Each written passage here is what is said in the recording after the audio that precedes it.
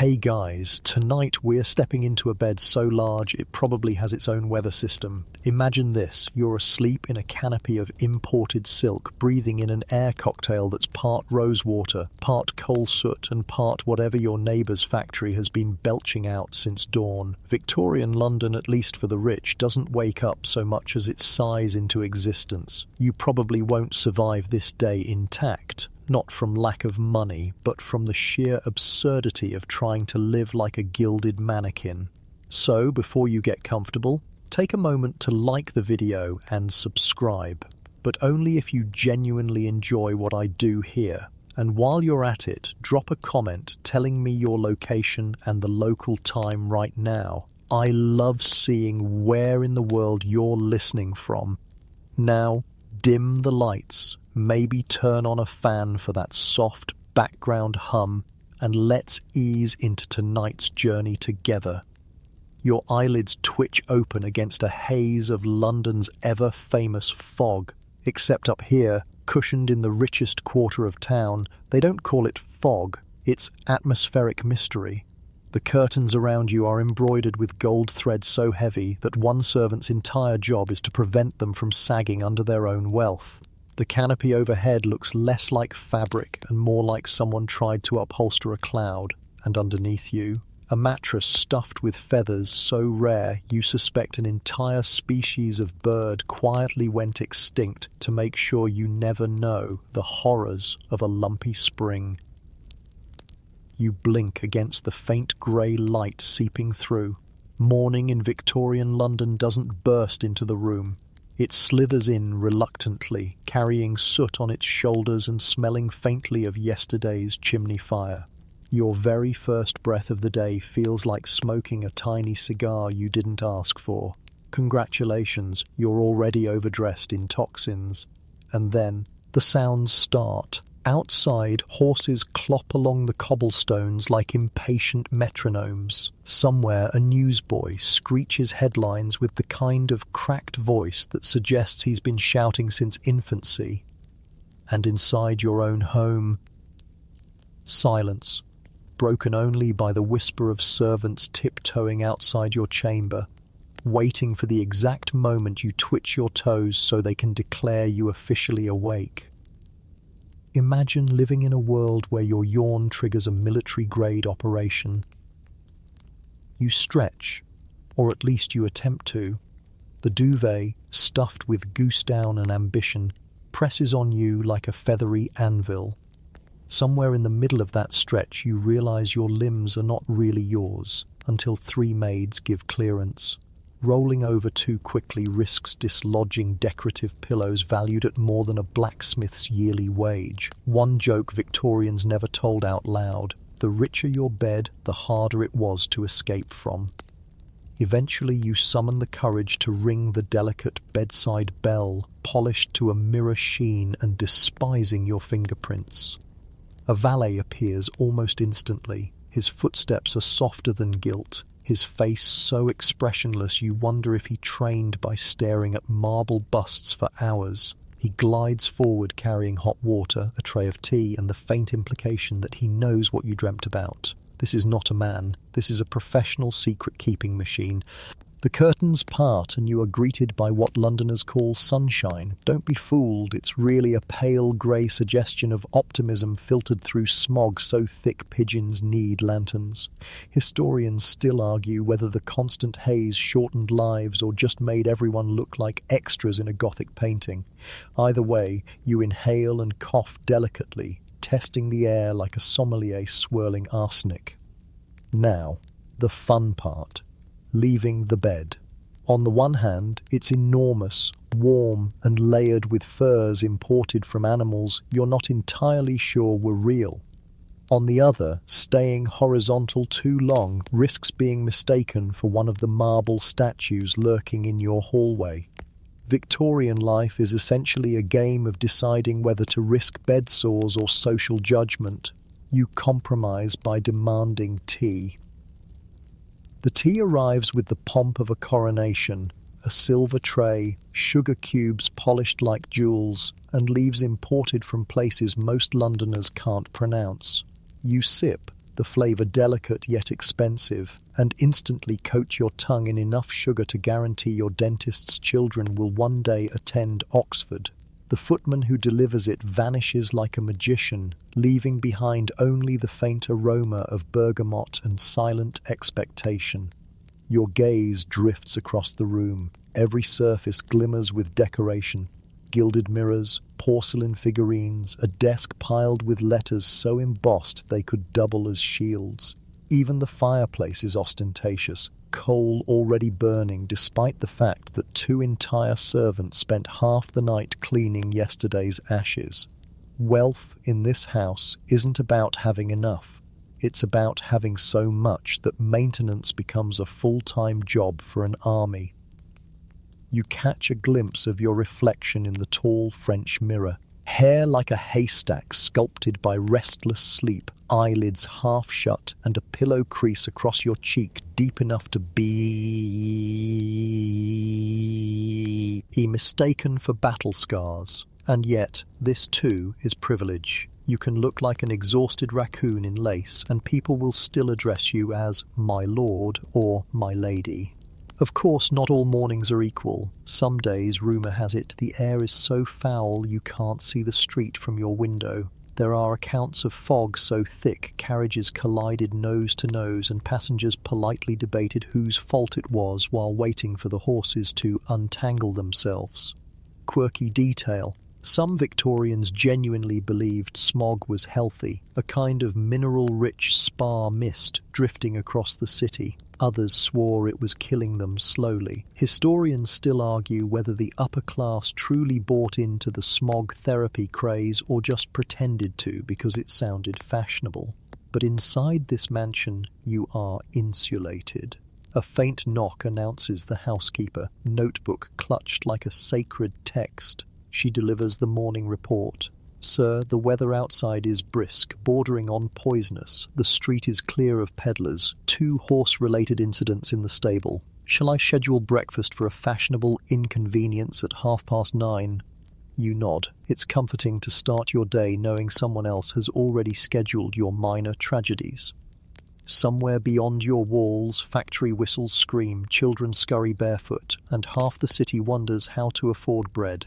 But here in your perfumed bubble, your biggest dilemma is whether to rise now or luxuriate another 10 minutes beneath imported blankets. You delay, of course, because nothing proves wealth like refusing to move before noon. And yet, as you sip your tea, as the coal smoke curls outside and your servants move like ghosts inside, a darker secret lingers at the edges of your consciousness. All this luxury, the feathers, the silk, the endless cups of sugar-laden tea, comes at a cost you've trained yourself not to see. Someone, somewhere, is coughing harder than you. Someone's back is bent from scrubbing the very sheets you lie on. And the city, filthy and brilliant, churns outside, keeping your world afloat. You sip again, pretending not to notice. Because in Victorian London, the true secret of waking up rich is realizing you never truly wake up at all. You just drift from one layer of privilege to the next, wrapped in smoke, lace, and denial. The moment you sit up, you are not alone. Victorian wealth means never having a private moment again. Before your feet even graze the rug, which, by the way, is woven so delicately it would faint if exposed to rain, your personal valet has glided into the room, silent as guilt. Behind him, like a miniature army, come the maids. They don't knock. Knocking is for people who might be denied entry. They arrive the way sunlight does, uninvited but inevitable. This is your shadow army, a legion of individuals who know more about your daily rhythms than your own family. Each servant's role is carefully scripted, honed through years of tradition, and sealed with an unspoken understanding. Their silence is as valuable as their labor. These are the people who button your shirts, fold your stockings, and politely pretend not to notice when you mutter in your sleep. Your valet starts first. He bows ever so slightly, the kind of bow that says, "Yes, I acknowledge you're technically superior, but I'm also the only one keeping you from looking like a disheveled scarecrow." In one smooth motion, he holds out your dressing gown, embroidered velvet naturally because cotton is for peasants and wool is for horses. The gown itself is so heavy it doubles as lightweight training. If you can walk across the room wearing it without gasping, congratulations, you've completed your exercise quota for the day. The maids then swarm into action. One shakes out your underclothes, another sets up the washstand with porcelain basins filled with steaming water, and yet another arranges your toiletries, powders, pomades, combs, brushes and colognes strong enough to make small animals dizzy. Every gesture is practiced, economical and eerily silent. They move like ghosts with agendas. You might wonder, why so many people just to help one adult human prepare for the day? The answer lies in the theatre wealth. Dressing yourself would not only be physically awkward, given the absurdity of Victorian fashion, it would also be socially humiliating. The rich were expected to perform their affluence in every detail, and that performance began with having an audience to witness your socks. Every button, every cufflink, every strand of hair placed just so. It's not about function, it's about status. Servants are mirrors that reflect your wealth back at you. They watch you eat, they watch you dress, they even watch you not dress, yet they are trained to appear invisible. Think of them as the original background music, always present, rarely noticed, and occasionally capable of changing the entire mood. But their invisibility has limits. A valet, for instance, knows your deepest vulnerabilities. He knows how many extra notches you've secretly loosened on your waistcoat. He knows which perfumes you dab on to cover the smell of last night's questionable oysters. He knows if your trembling hands need steadying before you meet society. A servant's power doesn't come from titles, it comes from information. In Victorian London, information is currency, and servants are the richest poor people alive. Take the laundress, often stationed somewhere in the lower floors. She might never speak directly to you, but she knows everything. Laundry in Victorian mansions was intimate evidence, wine stains, lipstick marks, the faint scent of unfamiliar cologne, all whispered to her before society ever knew. Servants handled more than fabric, they handled the raw data of human folly. When scandals erupted, it was rarely because a duke slipped up in public. It was because his laundry already told the story. Now, from your perspective, all this looks like normality. Of course, a man requires 3 people to hold a mirror, adjust his collar, and apply pomade that smells faintly of pine and desperation. But imagine the contrast. Outside your mansion, men are dressing themselves in alleyways, using puddles as mirrors.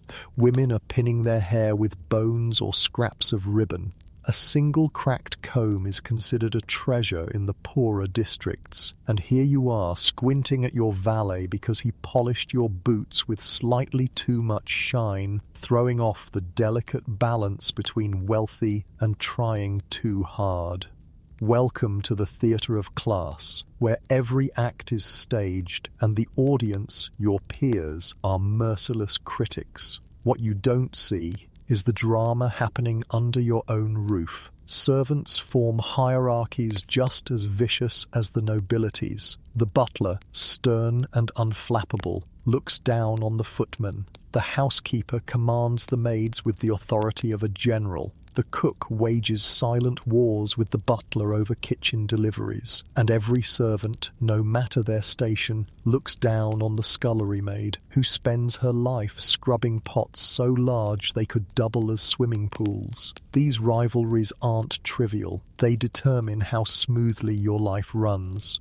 If the housekeeper and cook are feuding, dinner arrives cold. If the butler feels slighted, your invitations mysteriously vanish. Servants may be shadows, but they can easily sabotage the spotlight. Imagine this. You complain one morning that your cravat is tied unevenly. A trivial slip, perhaps, but your valet doesn't forget. The next time you attend a ball, he ensures your waistcoat has the faintest wrinkle, subtle enough that only the sharpest-eyed dowager will notice. She whispers it at dinner, It spreads during dessert, and by supper you're the laughingstock of the table, revenge served ice-cold in linen folds.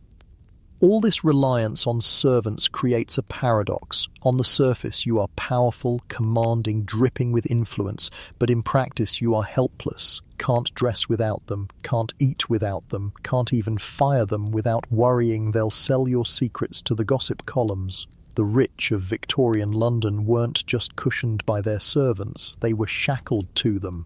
Wealth was dependence disguised as privilege.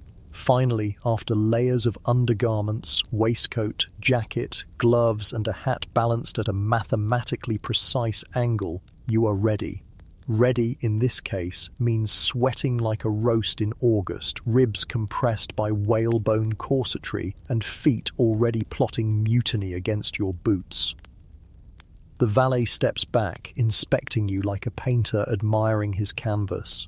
The maids quietly remove the basin, the towels, the discarded nightclothes. The chamber is spotless again, as though you never slept, never shed, never existed in anything less than perfection. You glance once more in the mirror. Do you see yourself, or do you see the combined labor of a dozen invisible hands sculpting you into an illusion? The truth is, the Victorian rich weren't individuals so much as collective projects, walking, breathing monuments to other people's work. And as you leave the bedroom, descending into the grand hall where breakfast awaits, you carry more than your wealth. You carry your army of shadows, their silence heavy on your shoulders, their presence stitched into every seam of your attire. The dark secret, of course, is this: your wealth doesn't make you independent. It makes you utterly, hopelessly dependent on those whom society insists are beneath you. And those silent figures who lace your boots and powder your sleeves, they know it. They've always known it. The grand hall smells of coal smoke, beeswax polish, and faintly of yesterday's overcooked roast that somehow still lingers in the wood panels.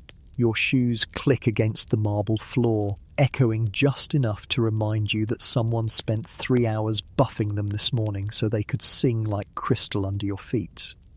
By the time you reach the dining room, the table is already set with an array so theatrical it might as well have been choreographed. Breakfast is not simply breakfast. It is the opening act in the daily performance of wealth. The table stretches on and on, far too long for one family. A dozen chairs stand on either side like soldiers in formation, though only a handful will ever be occupied. At the far end, beneath an oil painting of an ancestor who looks ready to climb down and critique your posture, the first course awaits.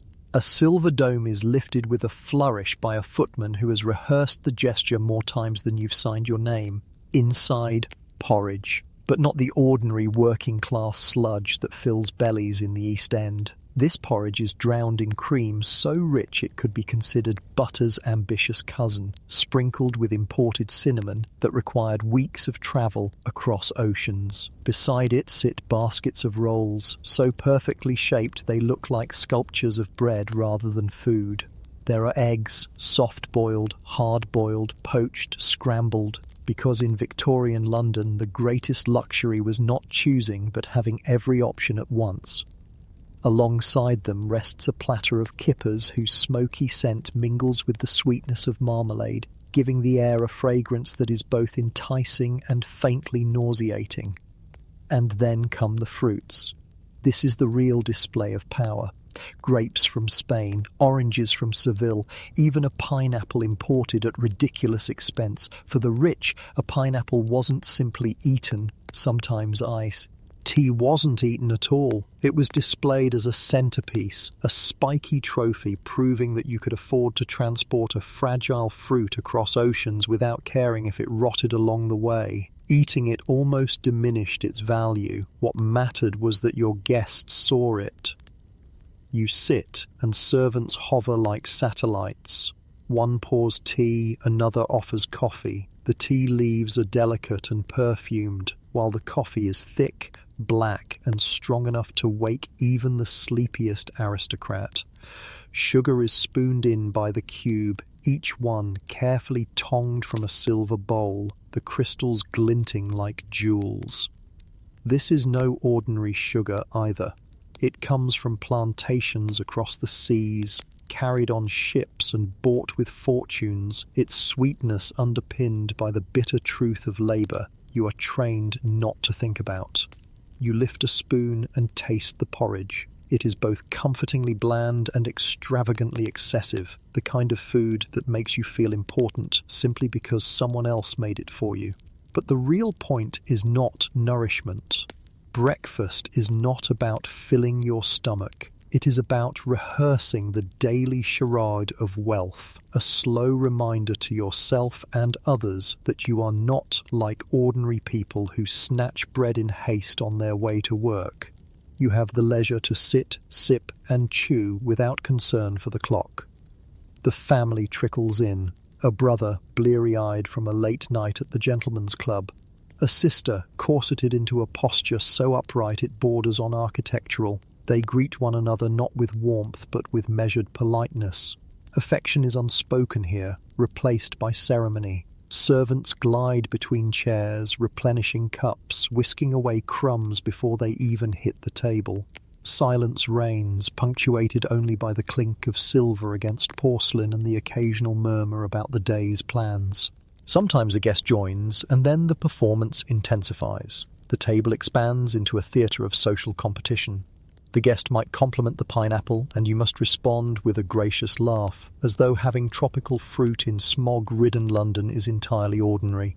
You might mention your wine cellar, your horses, your latest tailor, all in tones so casual they almost disguise the fact that you are flexing your fortune. In Victorian London, boasting was an art form, performed with enough subtlety to appear like humility, though no one is truly fooled. Servants listen. They always listen. Their ears are sharper than any spy's, and gossip is their underground economy. Whatever you say at breakfast may echo in whispers below stairs, passed from maid to cook to coachman, and eventually trickle out into the city like a rumour carried on soot. But you pretend not to notice. Pretending is half the game. Occasionally something goes wrong. A boiled egg arrives slightly undercooked, the yolk too runny. A roll has a crust more crisp than intended. These are small disasters, but in the rigid world of Victorian ritual, they matter. A raised eyebrow from the master of the house, a sigh from the lady, and servants are sent scrambling to correct the offence. Breakfast is a battlefield disguised as a meal, and every servant knows that a misplaced spoon can bring down wrath heavier than a thunderstorm. There is another secret here too, one that rarely surfaces in the polite conversation of morning. Excess is exhausting. The sheer volume of choices, the endless parade of dishes, the constant need to sit straight, chew properly, dab lips with napkin rather than sleeve. It wears on the soul, but complaining would be unthinkable. So you smile faintly, lift your spoon again, and rehearse gratitude for luxuries that sometimes feel like chains.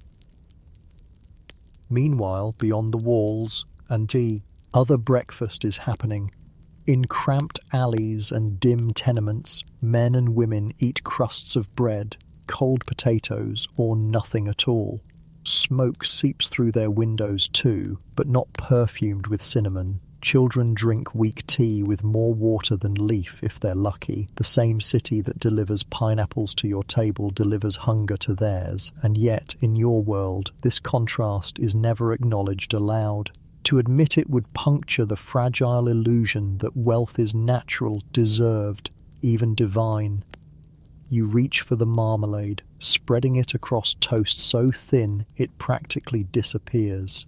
The tangy sweetness jolts you awake more than the coffee ever could.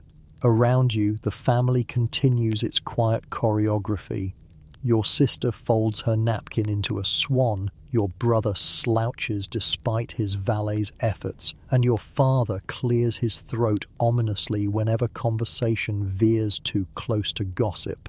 The butler stands near the door, an unmoving sentinel, his very presence a reminder that order must prevail.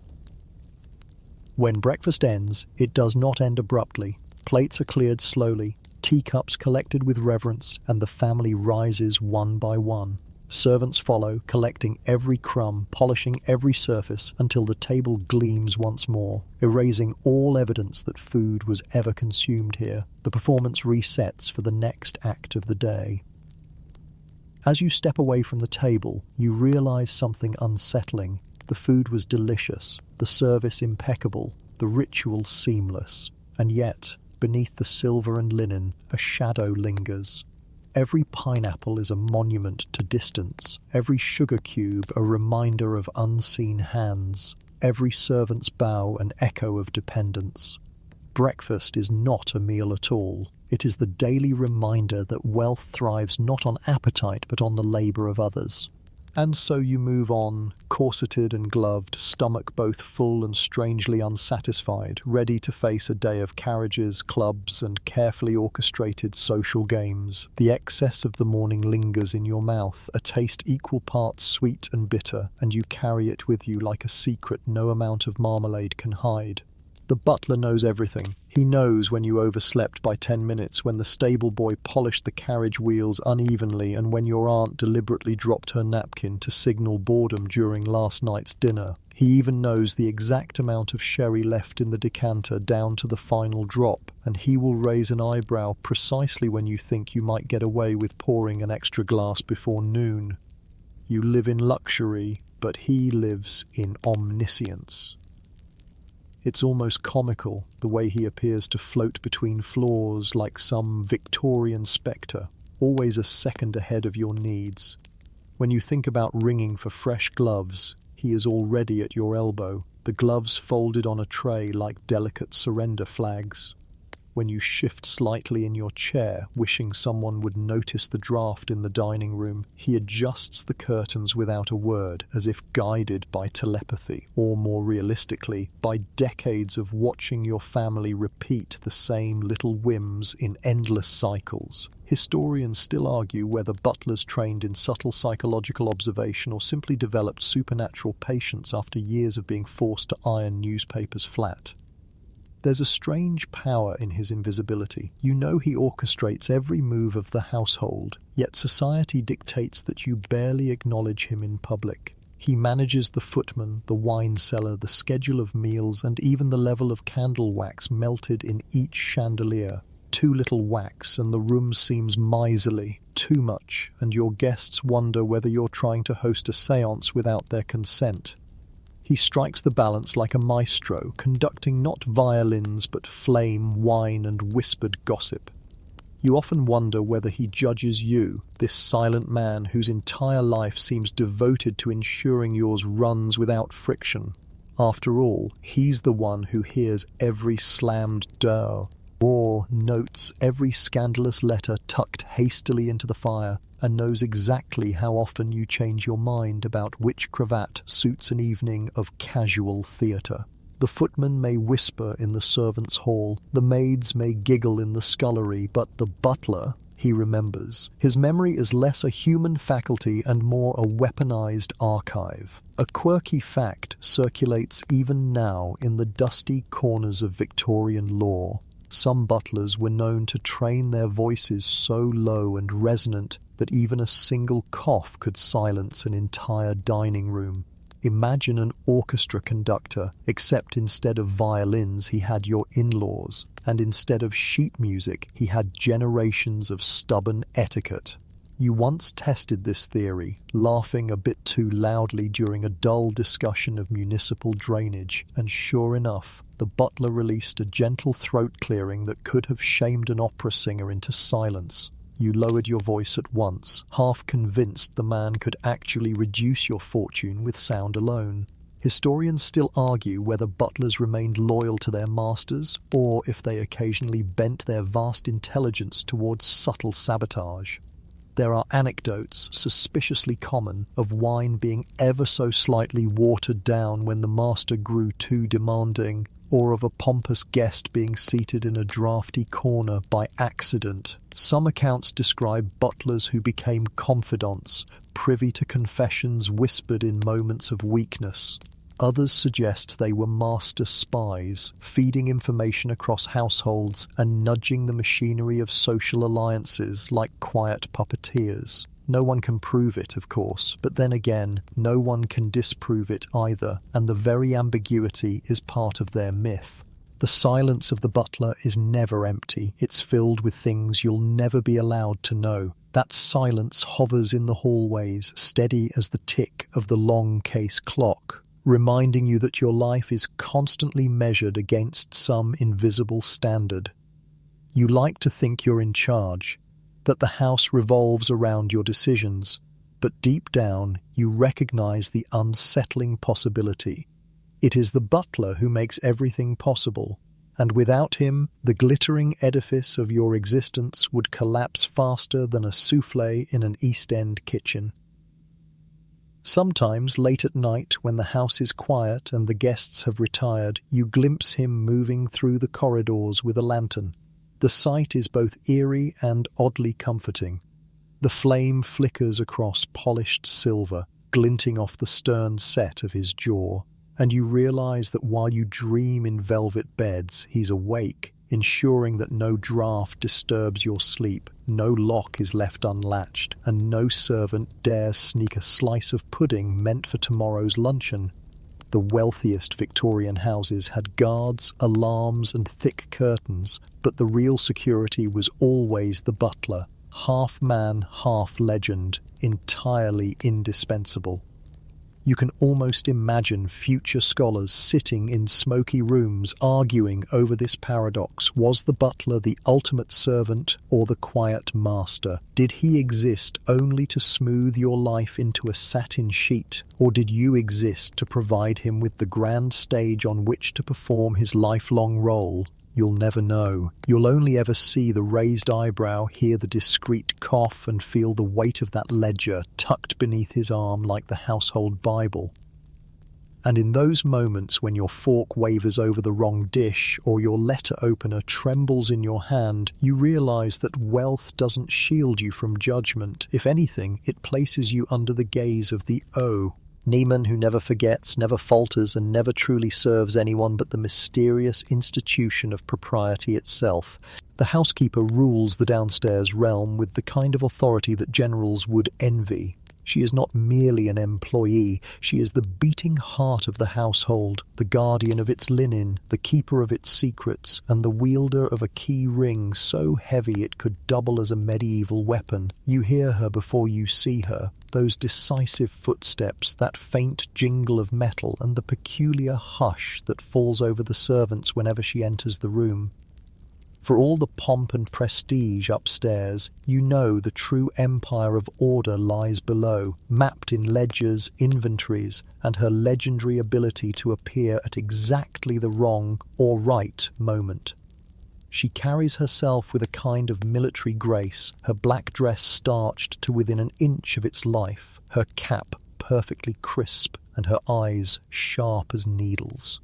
The butler may handle the wine and dining room rituals, but the housekeeper knows whether your stockings were mended on time, whether the guest towels are folded into proper thirds, and whether the scullery maid dared to roll her eyes during morning prayers. If the butler is the invisible shadow, she is the iron hand, visible, audible, and impossible to ignore. The inventory is her gospel. Every spoon, every tablecloth, every misplaced button goes into her book, and heaven help the maid who fails to account for a single teaspoon. She can recall from memory not only how many bars of soap the house went through last month, but also whether one bar mysteriously disappeared into the pocket of a kitchen boy. A quirky tidbit often passed around in whispers. Some housekeepers in grand Victorian homes were rumoured to use chalk lines on shelves, subtle marks on candlesticks, and even tiny flower traps by storeroom doors to detect theft. It wasn't just paranoia, it was a performance of power, ensuring that everyone below stairs remembered the house itself was watching. Al quickly learned not to cross her. Her tone is always polite, but her eyes carry a silent warning, one raised brow, and you feel like you've committed a sin against the very foundations of civilization. She speaks sparingly, her words measured like fine china, but each phrase lands with the finality of a gavel. The curtains in the morning room were dusted yesterday, sir. Translation: don't even think about questioning her staff's diligence. The silver has already been polished, madam. Translation: please stop fingering it as if you plan to polish it yourself. Such a thought is both laughable and insulting. Historians still argue whether housekeepers were feared more than loved or loved more than feared. Some say they were like surrogate mothers to the younger maids, guiding them through the labyrinth of duties and offering the occasional whispered kindness. Others claim they were ruthless disciplinarians, wielding power as tightly as their key ring, their authority unquestioned because without them, the entire structure of aristocratic life would collapse in a cloud of dust and unwashed linens. The truth probably lay somewhere in between, as most truths do. She could be both comforting and terrifying, a paradox wrapped in black bombazine. Her relationship with you, the master or mistress of the house, is equally fascinating.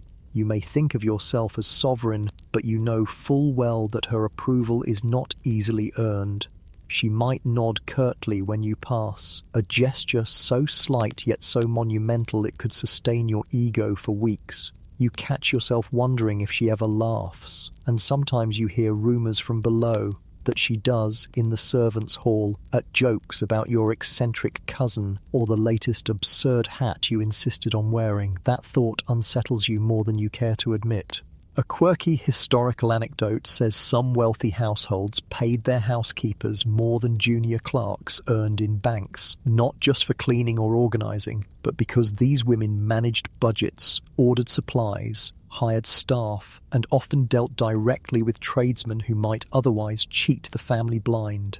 In many ways, she was a financial officer disguised as a domestic worker. That explains why she carried herself with such composure. She knew she was indispensable, that the fabric of aristocratic life literally rested on her stitched ledgers and her ruthless attention to detail. One afternoon, you catch her inspecting a hallway rug with the focus of a detective at a crime scene. She kneels, fingers tracing a faint smudge left by muddy boots. Without a word, she rises, jots a note in her small black book, and vanishes like a wraith. Later, you hear the junior footman has been spoken to. He limps slightly the next day, not from physical punishment, but from the sheer weight of shame she managed to compress into a 5-minute lecture. You marvel at her efficiency. She can discipline without raising her voice, and somehow the echo of her disappointment lingers longer than any punishment could. Of course, her authority isn't limited to discipline. She has a peculiar influence over the social temperature of the house. When she approves of the atmosphere, everything hums with smoothness. Meals appear on time, sheets smell faintly of lavender, and the staff move like clockwork. But cross her, say by demanding the guest bedrooms be refurnished in a week or by requesting rose petals in winter, and the entire house seems to sulk. Fires burn less cheerfully, meals arrive lukewarm, and you sense, without ever being told, that you've broken an unspoken law. It's an odd thought, but sometimes you wonder if the housekeeper is actually the one haunting the halls rather than the rumoured family ghost. She materializes in doorways without sound, her keys jingling faintly, her expression set in that enigmatic half-smile that could mean approval or impending doom. When you lie awake at night, you almost expect to see her silhouette at the door, silently ensuring the hearth hasn't gone out or that no one dared leave the curtains uneven. And yet, despite all the fear, you feel strangely safe under her rule. It's as if her vigilance shields you from the chaos of the outside world, from the smog, the scandals, and the endless noise of Victorian London. Inside your home, every thread is aligned, every dish in its place, every window free of streaks, all because she wills it so. The butler may carry the dignity of the house like a polished mirror, but the housekeeper ensures the mirror never cracks. There's humour in her presence too, though you rarely admit it. Once, during an elaborate dinner, she stood at the edge of the room as a particularly pompous guest complained about the temperature of the soup. The butler tensed, ready to intervene, but the housekeeper simply shifted her stance, fixing the guest with such a piercing look that he suddenly declared the soup was marvellously nuanced and ate every spoonful.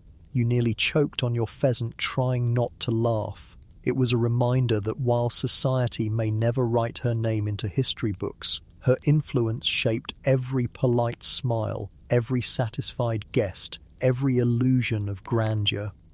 So you accept her dominance, even if you don't always understand it. For all your riches, you know you could never run this house without her. You're a figurehead, a symbol, a performer on the gilded stage of wealth. She, however, is the director, the stage manager, and sometimes the playwright. When she jingles those keys, she's not just unlocking doors, she's unlocking the possibility of order, of elegance, of a life so smooth you forget the chaos it takes to sustain it. In the end, the dark secret isn't that she rules the house, it's that you let her, happily, gratefully, because her power ensures that your wealth looks effortless. Without her, you wouldn't just face a messy parlour or unpolished spoons. You'd face the collapse of the entire illusion that makes your life enviable. And that, perhaps, is why you bow your head slightly when she passes, even if you'd never admit it aloud. By the time you retreat from the dining room, stuffed with cream-drenched porridge and faintly dizzy from too much marmalade, the next ordeal awaits, the toilette. It is less about cleaning and more about recreating yourself, sculpting your image until it fits the impossible silhouette demanded by Victorian fashion and vanity. The ritual is elaborate enough to qualify as theatre, complete with props, stagehands, and an audience of servants who never clap but always notice. The washstand stands ready, porcelain bowls filled with water that still steams faintly, carried up from the kitchens by a maid whose arms are probably still trembling from the weight. Soap rests beside it, white and innocent-looking, though loaded with lye strong enough to peel skin if left too long. You dip your hands in, the sting immediate, and you can't help but imagine the chemists cackling as they mixed it, oblivious or indifferent to what it might do to delicate flesh over time. Still, you scrub dutifully, because nothing is more shameful in this world than being accused of dirt, even when the very air outside leaves grime on your skin before you've taken 5 steps. The powders come next. Rice powder to mattify the skin, chalk dust to whiten it further, and arsenic-based tonics whispered about in fashionable circles as miraculous. There's a dark humour in it. You worry more about freckles than poison, and so you let the concoction settle into your pores, hoping for a porcelain finish. Historians still argue whether the women who used these tonics believed in their safety, or simply ignored the risks because pale skin was worth more than years of healthy lungs. You lean toward the latter. Vanity rarely checks the ingredients list. For women, the ordeal grows even crueler. The corset awaits, its whalebone ribs glistening faintly in the candlelight, laces dangling like the tendrils of some pig harm. Predatory creature. 2 maids pull it tight, their arms straining as your waist shrinks, inch by inch, your breath squeezed into a shallow rhythm. Each tug of the laces is a reminder that beauty is measured not by comfort, but by inches lost. They pull until you gasp, and even then they smile politely, waiting for your nod that says yes, suffocation is acceptable today. Men are not spared either. Your valet rubs pomade through your hair, slicking it into a precise wave, then adjusts your collar so stiff it could slice bread. Starch clings to every edge of your shirt, and you realize your neck has become a prisoner of cotton. Then come the layers: waistcoat, jacket, gloves. The act of dressing transforms into something less than human. You are no longer a person, you are a mannequin on which wealth drapes its performance. Perfume follows, thick and musky, designed not to seduce so much as to suffocate any trace of the city's stench. It clings to your clothes, your hair, your gloves, creating a cloud of artificial roses and sandalwood around you. This cloud will enter rooms before you do, announcing your arrival more reliably than your name. Ironically, the very effort to mask foul odours creates its own suffocating fog, a second layer of atmosphere layered over the coal smoke outside. If the city chokes you, the toilette ensures you choke yourself, all in the name of elegance. And then come the accessories. For women, it's ribbons, cameos, tiaras perched precariously in elaborately braided hair, all held in place with enough pins to double as weaponry. For men, it's cufflinks polished until they could blind onlookers, pocket watches chained like symbols of control over time, even though everyone knows time still controls you. The smallest details matter. A scuff on a shoe can sink a reputation, a wrinkle in a glove can spark whispers, and a mismatched ribbon can condemn. In an entire season's social prospect, there's a darker secret woven into the toilette, one that rarely makes its way into polite conversation. Many of the products, powders, perfumes, dyes, are laced with substances we now know to be dangerous. Lead whiteners that slowly poison the skin, mercury ointments advertised to clear blemishes but more likely to rot them, hair dyes brewed with chemicals that singed more scalps than they saved. You stare at the little glass bottles, their labels handwritten with promises of beauty, and wonder how many people before you have trusted their lives to these concoctions.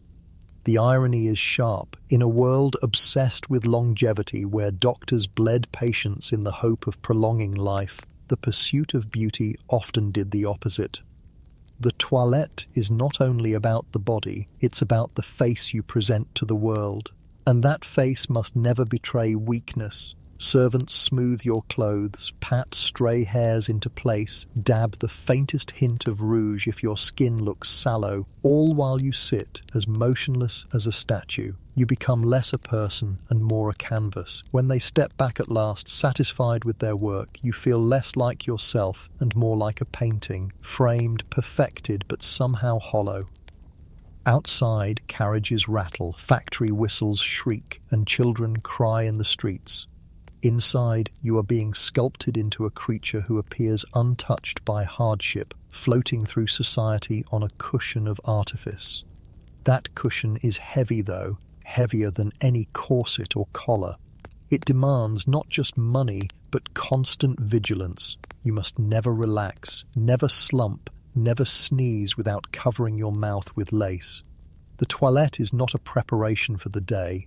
It is the day, condensed into one exhausting performance before the curtains even rise. Occasionally, something goes wrong. A maid knots the laces unevenly, leaving the corset crooked. A valet snags a thread wires, aisle adjusting your sleeve. A perfume bottle slips, shattering on the floor, filling the room with a scent so strong it burns your eyes. In these moments, tempers flare. You scold, they apologize, and the ritual continues. But deep down you know the truth. Perfection is impossible. The performance is too elaborate, the materials too fragile, the standards too inhuman. And yet you pursue it anyway, because society doesn't demand perfection. It demands the attempt, and it punishes failure with merciless swiftness.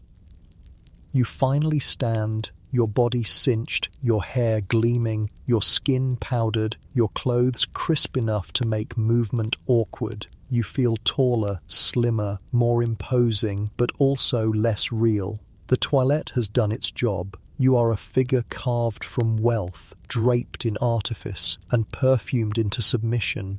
You glance at your reflection in the mirror and hardly recognize the face staring back.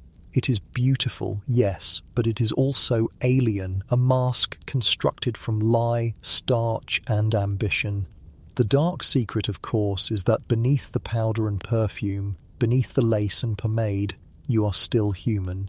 You sweat, you ache, you itch where the corset digs in, you cough when the perfume clogs your throat, but you cannot show it. You must smile, glide, and pretend this transformation is effortless. And so you walk out of the dressing room, every step rehearsed, every breath shallow, carrying the weight of your toilette like invisible armor.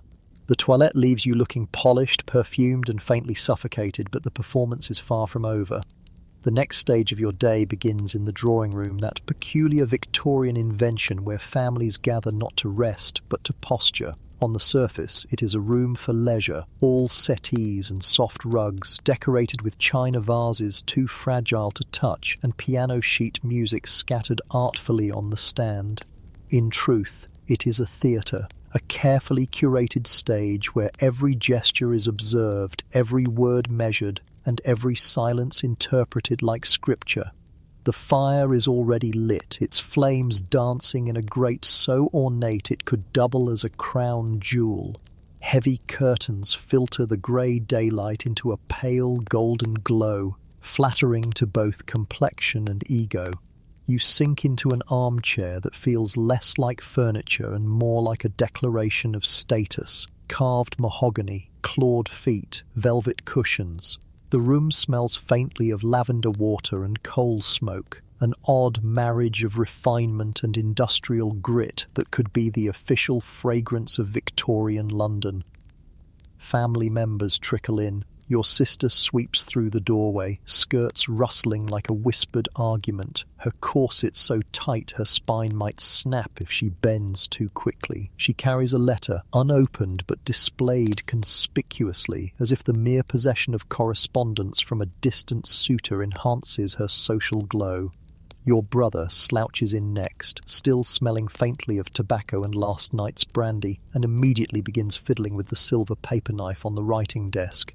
He looks like leisure personified, though you know full well his valet spent an hour forcing him into that carefully careless dishevelment.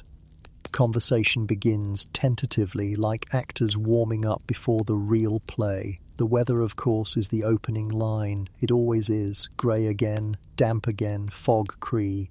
Eeping low over the river, each family member comments as though the fog were a personal slight, though you all know it is as inevitable as the tax collector. After the weather comes the latest scandal, whispered in tones so low they barely stir the lace on the antimacassars. A duke's mistress has been spotted in Hyde Park, a bishop has spoken too freely at supper, a cousin's cousin has ordered a gown from Paris that may or may not have bankrupted her husband.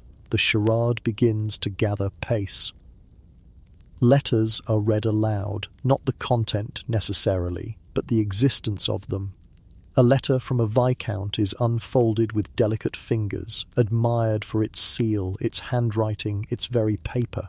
Reading it aloud would risk revealing something dull, so the letter is merely admired, placed conspicuously on the table and referred to again later, just in case anyone forgot that it exists. Invitations are discussed next. A ball at Lady this or that's estate, a dinner at Sir whoever's house. Which events are acceptable to attend? Which are beneath you? Which must be accepted not for pleasure but for strategic necessity?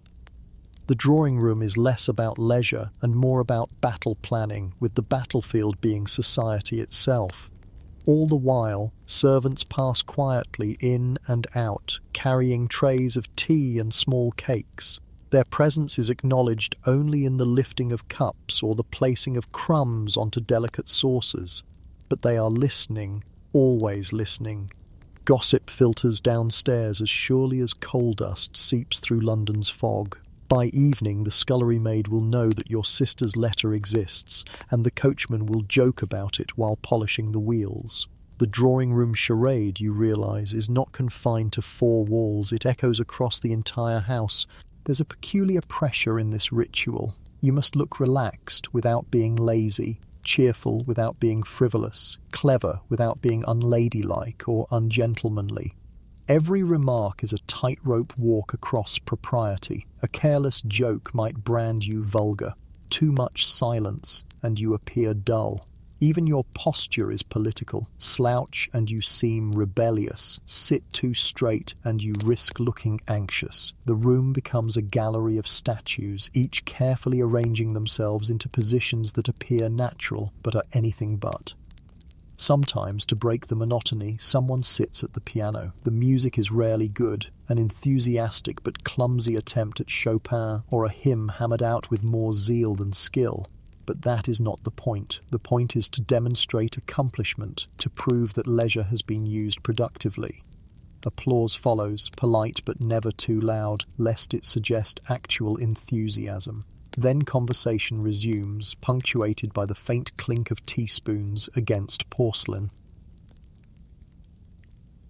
And then there is the unspoken competition. Your sister comments on the sheen of her new silk dress, a gift from a mysterious admirer. You respond by mentioning that your boots were made to order on Bond Street, the leather imported from Italy. Your brother counters with an anecdote about the exclusivity of his club. No one says outright that wealth is the measure of all things, but it hums beneath every sentence like the bass line of an endless symphony. There are darker undercurrents too.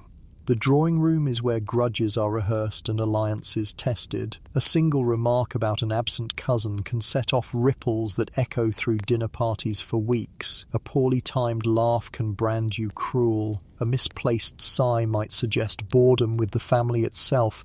Every act is scrutinized, weighed, catalogued, not just by family but by the servants who carry news faster than any postman. You know that in this house, and in all houses like it, the charade never ends. And yet, despite the stiffness, there are moments of accidental humanity. Your sister laughs too loudly at a silly joke and instantly covers her mouth, embarrassed. Your brother nearly drops the paper knife and mutters something unprintable, earning a glare from the housekeeper passing through. You stifle a cough, the perfume from your toilette still burning faintly in your throat, and for a moment everyone looks at you with genuine concern. These tiny cracks in the facade remind you that beneath the velvet, lace and starch, you are all simply people trapped in a game too big to stop playing. What makes the drawing room charade exhausting is not its grandeur, but its repetition. Day after day, the same seats, the same topics, the same silent battles. You sometimes wonder if generations of your family have been haunting this room long before you, rehearsing the same lines, sipping the same tea, adjusting the same gloves. Perhaps they still sit here, invisible, judging your performance against theirs. The dark secret, of course, is that the drawing room is not a place of comfort at all. It is a stage where you are both actor and audience, constantly performing a version of yourself that grows heavier with every passing day. The laughter feels rehearsed, the smiles practiced, the tea lukewarm long before the cup is empty. And yet, to step away would be to risk social death, to mark yourself as odd, uncouth, unworthy of the endless invitations that sustain your fragile prestige. So you sit, sip, smile and perform. The clock ticks, the fire crackles, and the charade continues as inevitable as the fog rolling over the Thames. And as you glance around the room, watching your family posture and preen, you wonder silently, are you performing for them or are they performing for you? Perhaps it doesn't matter. Perhaps the entire city is one vast drawing room, filled with people sipping tea, whispering scandals, and pretending not to notice the coal dust settling on their cuffs. No sooner has the drawing room conversation cooled to a polite simmer than the footman enters with a silver tray stacked high with envelopes. Heavy paper, embossed crests, ribbons in pastel shades, wax seals pressed with elaborate insignia, the Morning Post of Victorian wealth. The tray itself groans beneath the weight of obligation. You glance at it and feel the familiar mix of pride and dread. Pride, because every invitation is a reminder that you are somebody. Dread, because being somebody means you are expected everywhere, all the time, without excuse. The envelopes are distributed like ceremonial offerings. Your sister snatches hers eagerly, eyes glittering at the possibility of another ball. Your brother receives his with feigned boredom, though you notice the way his fingers linger over a crest belonging to a club he pretends not to care about. You take yours last, feeling the weight of the seals before you even break them. There are so many tonight that it almost feels like the paper itself is conspiring to suffocate you. The first envelope reveals an invitation to Lady Pembroke's masquerade, promised to be an evening of unparalleled delight and cultural splendour. You already know it will be an endless parade of masks, music so loud you cannot hear your own thoughts, and gossip whispered behind feathered fans. Still, declining is impossible. To decline is to admit fatigue, and fatigue is indistinguishable from social weakness. The next envelope, a dinner at the home of Sir Wilfrid, who is rumoured to be introducing his niece to society. The menu will likely involve 14 courses, half of which you will not recognise, all delivered with the precision of a military campaign. Attendance is required not because of the food, but because failing to show would insult a man with enough influence to close your credit at Bond Street. Another, a garden party at Ladylno, E. Ashcroft's estate. The gardens themselves are beautiful, of course, but the event will be dampened by London's inevitable drizzle and the even damper conversation. Still, there will be photographers, rare, expensive men lugging heavy contraptions, and it would be disastrous if your absence were noticed in the resulting prints.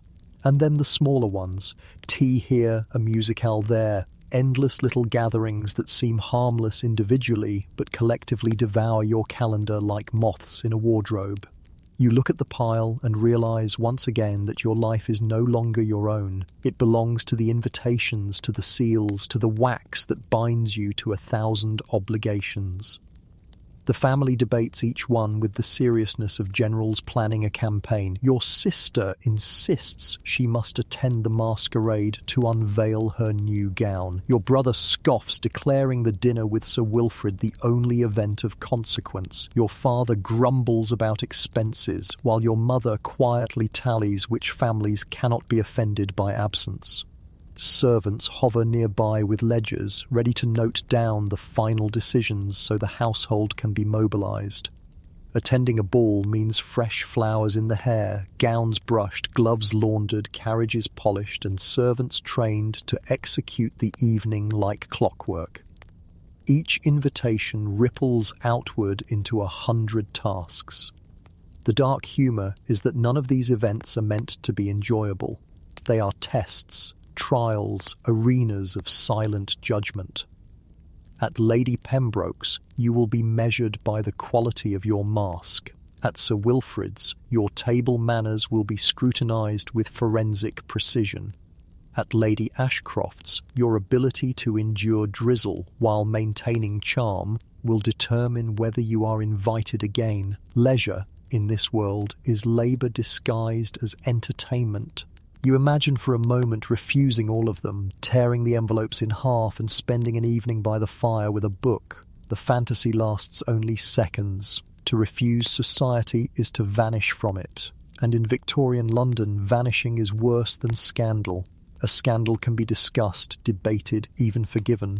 But absence is silence, and silence is the death of relevance. Servants, of course, watch this entire ritual with their own quiet amusement. They know who attends which ball, who feigns illness to avoid a dinner, who accidentally double books themselves and scrambles for excuses. They whisper downstairs about the hypocrisy of it all. Their masters claim fatigue, yet they still demand their boots polished until the leather gleams. The coachmen joke that they know the social calendar better than the family does, since they are the ones driving to every blasted event, rain or shine. Historians still argue whether this culture of constant invitations was truly enjoyed by the upper class or merely endured.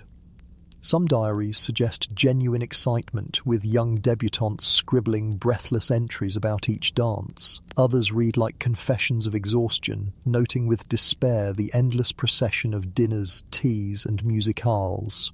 One baroness famously wrote, "The only true luxury is a night alone, uninvited."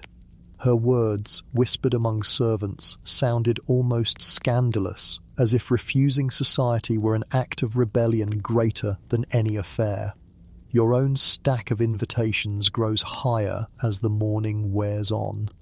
By the time the tray is emptied, you have half a dozen new obligations, each demanding gowns, gloves, hair arrangements, carriage routes, and carefully rehearsed small talk.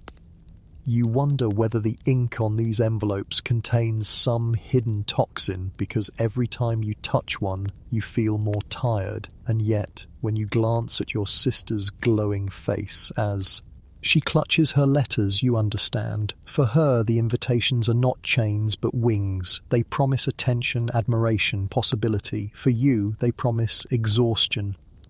You take a deep breath, inhaling the faint scent of sealing wax and lavender that lingers in the air.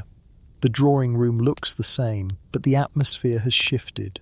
It feels heavier now, thick with obligation, as if the envelopes themselves have absorbed the room's oxygen. You tuck your pile under your arm, knowing that every decision made here will shape not just the evening, but the season, perhaps even the year. The dark secret, of course, is that none of these invitations are optional, not truly. They are tests dressed as pleasures, chains disguised as parchment. You are trapped not by walls or chains, but by embossed crests and wax seals bound tighter than any corset. You smile, you nod, you pretend to be thrilled, and somewhere in the back of your mind, you wonder how many more nights of forced laughter and perfumed exhaustion you can endure before the paper itself crushes you. The stack of invitations is barely tucked away before the household pivots toward the next ordeal, venturing outside. The drawing room may be a theatre, but the street is a battlefield, and the weapon of choice is the carriage. To step beyond your door without one would be unthinkable. It would be like a general marching into war without a uniform, or worse, like admitting you were ordinary. The footmen prepare the vehicle with military precision. Harnesses are polished until they gleam like black mirrors. Brass fittings shine in the weak sunlight, and the horses are brushed so thoroughly that their coats reflect the street lamps. The coachman perches high above, whip in hand, dressed almost as finely as the gentry he ferries about. Carriages are less about travel and more about performance. The streets are crowded, the ride uncomfortable, and the smell, well, the less said about that, the better. But the point is not comfort. The point is being seen. When you step outside, the air is thick with the mingled scents of manure, coal smoke, roasting chestnuts, and sewage. The noise hits you immediately. The clatter of hooves, the grinding of wheels, hawkers shouting, beggars pleading, newsboys shrieking about scandals you already heard in the drawing room. It is chaos wrapped in smog, and into this storm your carriage rolls like a velvet-clad ship. The horses strain, hooves striking sparks from the cobbles, and you are jostled side to side on the leather seats. Every bump reminds you that wealth buys spectacle, not suspension.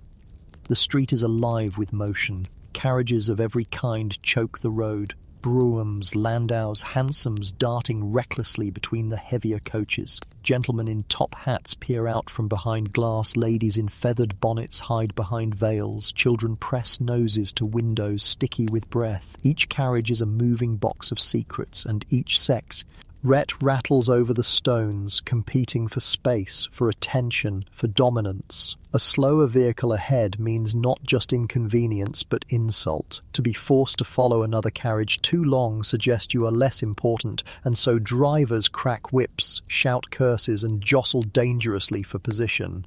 Street vendors dart between the wheels, balancing trays of pies or oysters, calling out their wares in sing-song cries. Dogs bark and scatter, narrowly avoiding hooves. Beggars lurch toward the carriages, hands outstretched, eyes hollow, pleading for pennies. Some are ignored, others shoved aside by footmen with sticks. Children dash between carriages, selling matches or flowers, their tiny forms barely visible against the bulk of the wheels. The danger is constant, but so is the desperation.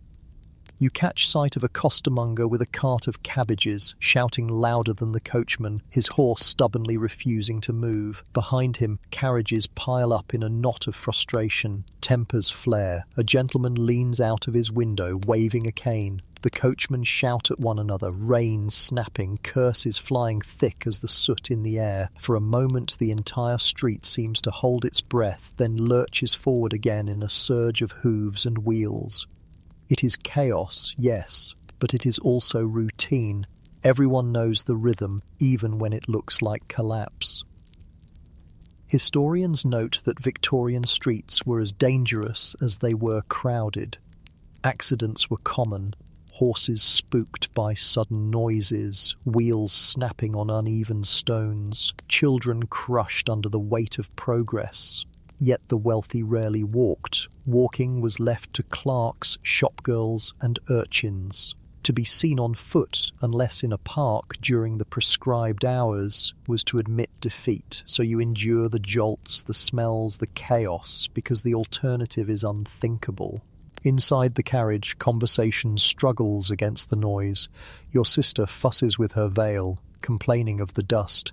Your brother leans forward, craning to see if anyone he knows passes by in another carriage. You sit stiffly, trying not to slide across the leather as the wheels bump over another rut. The windows fog slightly with breath, and every time you wipe them clear, another smear appears, as if the city itself refuses to let you see it clearly. There is, however, a thrill to it all. The clamour, the speed, the sense that you are at the heart of the city's great machine.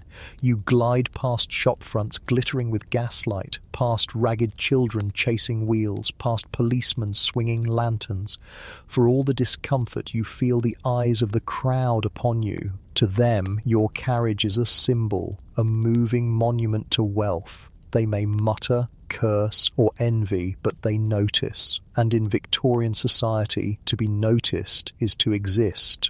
Of course, the dark secret is that carriages do not protect as much as they pretend to. The glass fogs, the wheels break, the horses stumble. Scandals are whispered in the cramped interior, easily overheard by coachmen perched above. Lovers meet in the shadows of curtained windows, only to find their secrets spilling down to the servants' hall by evening. Wealth gives the illusion of privacy, but the city always listens.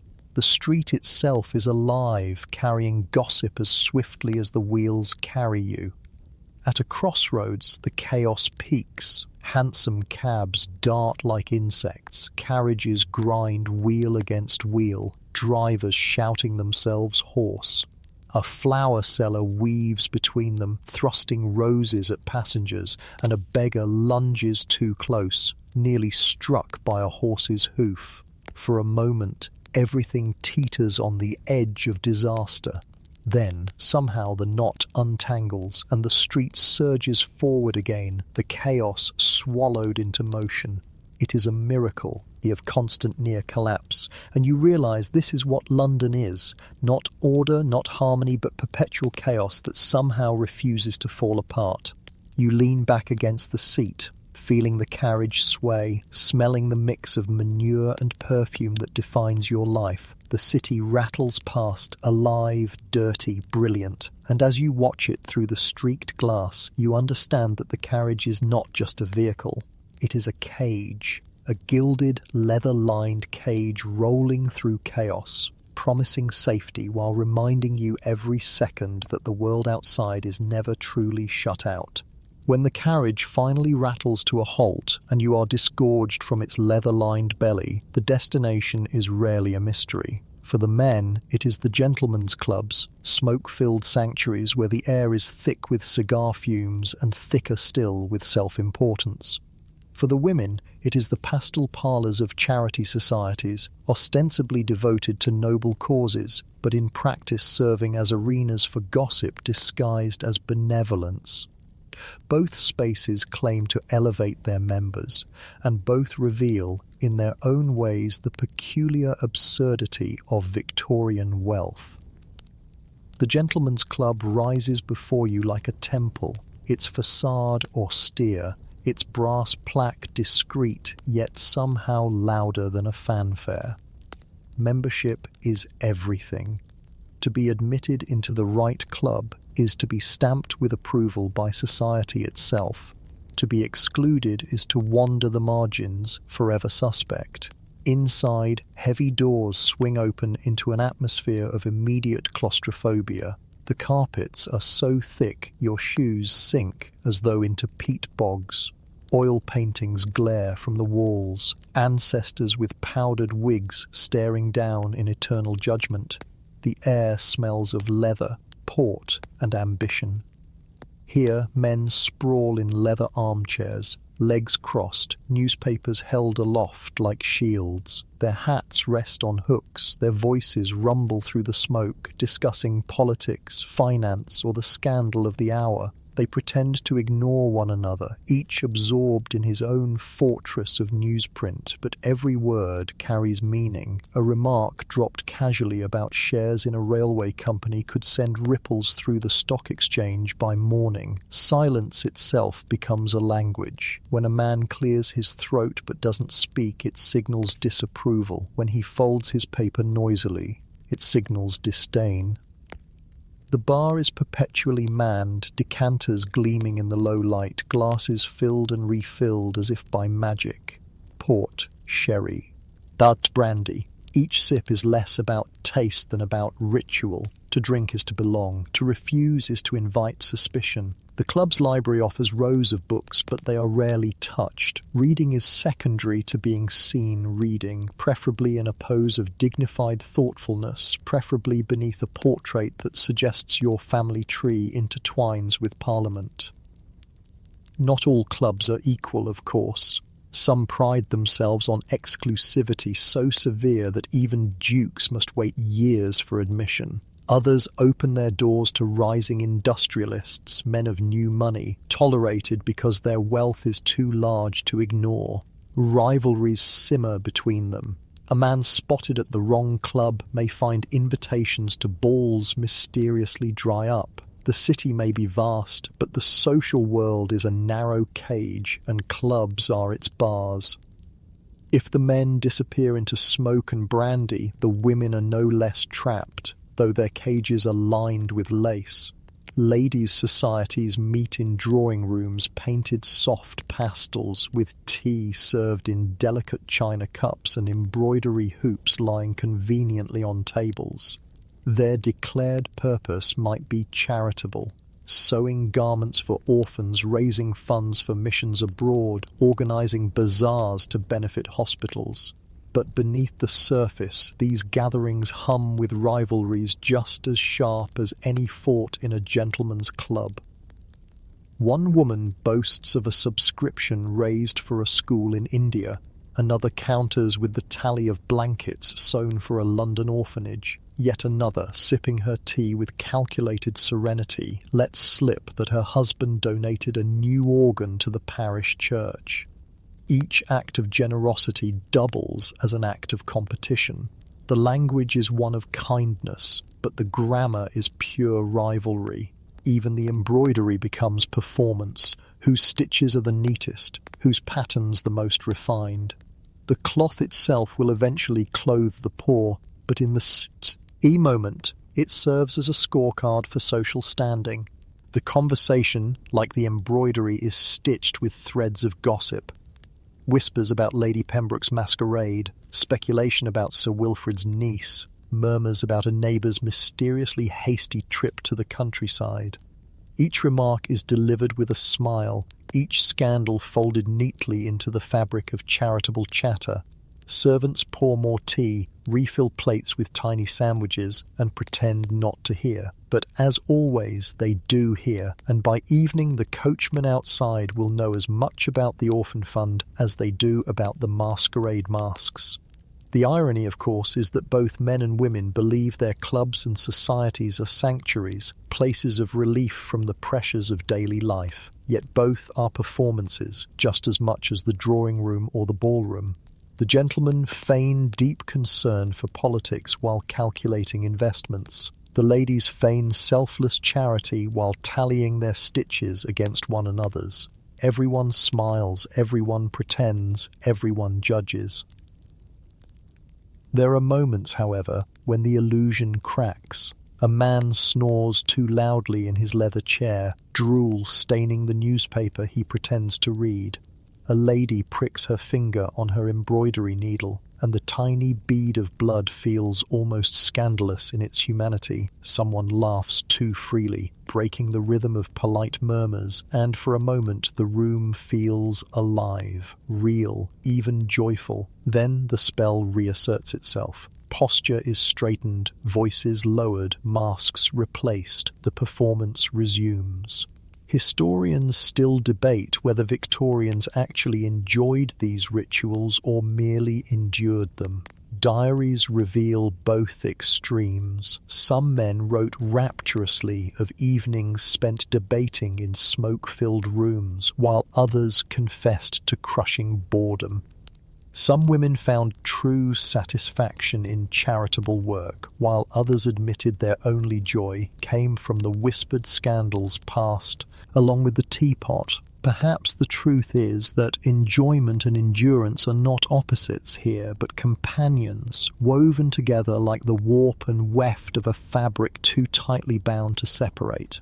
You sit, whether in a leather armchair or on a pastel sofa, aware that you are both participant and prisoner. You sip your brandy, you sew your stitches, you smile at the right moments, and all the while you wonder, is this really leisure, or is it just another form of labour disguised by smoke and lace? The dark secret is that even in these supposed sanctuaries you are never free. The clubs and societies are cages lined with velvet, comfortable enough to lull you into acceptance, but cages all the same. When at last you leave, whether stumbling into the night air heavy with brandy or stepping daintily into your carriage after tea, the city seems louder, freer, messier. The chaos of the street, with its beggars and vendors and shouting newsboys, feels more alive than the muffled chambers you just escaped. And for a fleeting moment you envy them, their noise, their rough laughter, their lack of pretense. Then the carriage door shuts, the horses lurch forward, and you are carried back into the cycle of wealth, invitations, and performances. If clubs and societies are where reputations are whispered into existence, then the shops of Bond Street and Regent Street are where those reputations are dressed, perfumed, and paraded. Shopping is not a necessity for the Victorian rich. It is a stage performance, and the audience is everyone who happens to be within eyesight of your carriage when you step down onto the pavement. To shop is to rehearse wealth, to embody it, to broadcast it as loudly as the rattle of your horse's hooves on the cobbles. The shops themselves are built like temples, their windows gleaming with carefully arranged displays. Bonnets sit on stands as if they were relics, feathers and ribbons cascading like waterfalls of fabric. Gloves are laid out in rows of subtle shades, cream, ivory, eggshell, each one suggesting not merely fashion, but entire social categories. Parasols bloom behind glass, their handles carved with mother-of-pearl, promising to shield not only skin from sunlight but reputations from irrelevance. You enter, and the bell above the door rings with delicate precision. Instantly the shopgirls descend like priestesses, curtsying, smiling, and guiding you toward whichever items they've been told are fashionable this week. The air smells of starch and perfume, mingling with the faint metallic tang of coins being counted in the till. You breathe it in, savouring the aroma of commerce as though it were incense. Shopping here is not about objects. It is about being recognised, greeted by name, offered the best seat and the first look at new arrivals. A bonnet is placed carefully on your head, the ribbons tied beneath your chin by a girl whose fingers tremble just enough to show she knows the stakes. You gaze at yourself in the mirror, tilting your head, pretending to deliberate. In truth, the decision has already been made, not by you, but by society. Bonnets with ostrich feathers, umbi-moat, re-in this season, which means you must have one, whether or not it makes you look like a startled bird. To refuse is to risk ridicule. To accept is to become one of the flock. Men are not spared this ritual. They sit in tailors' shops, while bolts of cloth are draped across their shoulders, measuring tapes flicked out like weapons, scissors snipping with a kind of martial music. Waistcoats, jackets, trousers, all must be cut to perfection, each seam shouting wealth even when no words are spoken. A poorly fitted sleeve is not merely a sleeve, it is evidence of moral weakness, of slippage in the great hierarchy. The tailor knows this, which is why he measures you as though sculpting a statue rather than clothing a man. Shopping is theatre, but it is also war. You glance sideways at other customers, noting who chooses what, who hesitates, who splurges without blinking. A rival lady tries on a gown embroidered with imported silks, and you make a point of turning your nose up ever so slightly, as though her choice were vulgar. She notices, of course, and retaliates later with a pointed compliment that feels more like a dagger. Men do the same in boot shops, each pretending indifference while quietly tallying the shine of the other's leather. Even the act of paying is a performance. For the truly wealthy, there is no fumbling with coins. Accounts are settled discreetly, bills added to ledgers, the details handled by clerks who bow so low their noses nearly brush the counters. For those on the edge of wealth, however, the transaction becomes tense theatre. A hesitation before handing over notes, a glance too long at the total, a request to put it on account instead of paying outright. These are signs that servants, shopkeepers, and rivals alike will notice and remember. Children, too, are props in this spectacle. They are paraded into toy shops where dolls blink eerily from shelves and tin soldiers march in stiff formation. A child's delighted squeal is both genuine and strategic. It signals prosperity, ensuring other shoppers see not just your wealth, but your ability to spend it frivolously on the young. Servants trail behind with packages, arms piled high, faces blank, as though the weight of luxury were nothing more than an afternoon's chore.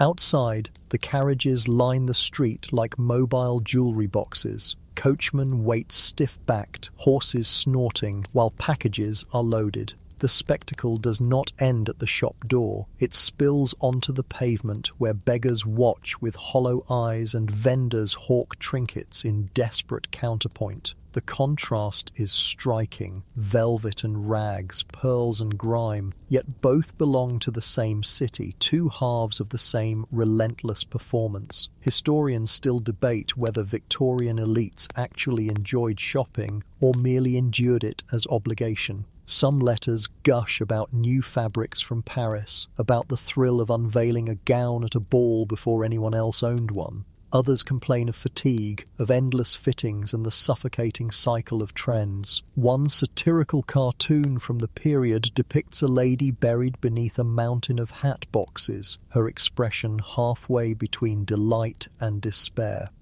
The humour resonates because it is true. Shopping was both intoxicating and exhausting, a ritual that consumed not just money, but energy, time, and sanity. You sometimes imagine what it would be like to step into a shop and simply buy what you like, not what society dictates. To pick a bonnet because it suits your face, a waistcoat because it feels comfortable. But such freedom is impossible. Every purchase is a message, every item a declaration. To misstep is to invite whispers, and whispers are mots. More dangerous than debt. So you buy what you must, wear what you must, and smile as though the choice were your own. And then there are the miracle tonics. No shopping trip is complete without a stop at the chemist, where shelves are lined with bottles promising everything from clear skin to eternal youth. The labels gleam with ornate fonts, revitalizing elixir, complexion water, nerve tonic. Some contain little more than coloured water and alcohol. Others are laced with arsenic, mercury, or cocaine. You buy them anyway, because not buying them would suggest you are indifferent to beauty, to vitality, to the endless fight against time. You sip, you dab, you apply, knowing full well that the cure may be worse than the affliction. But in this society, appearances are health, and so you swallow another dose. By the end of the outing, your servants stagger under the weight of boxes, and your purse is lighter than you admit. The carriage is piled high, its interior transformed into a travelling storeroom of hats, gloves, fabrics, and perfumes.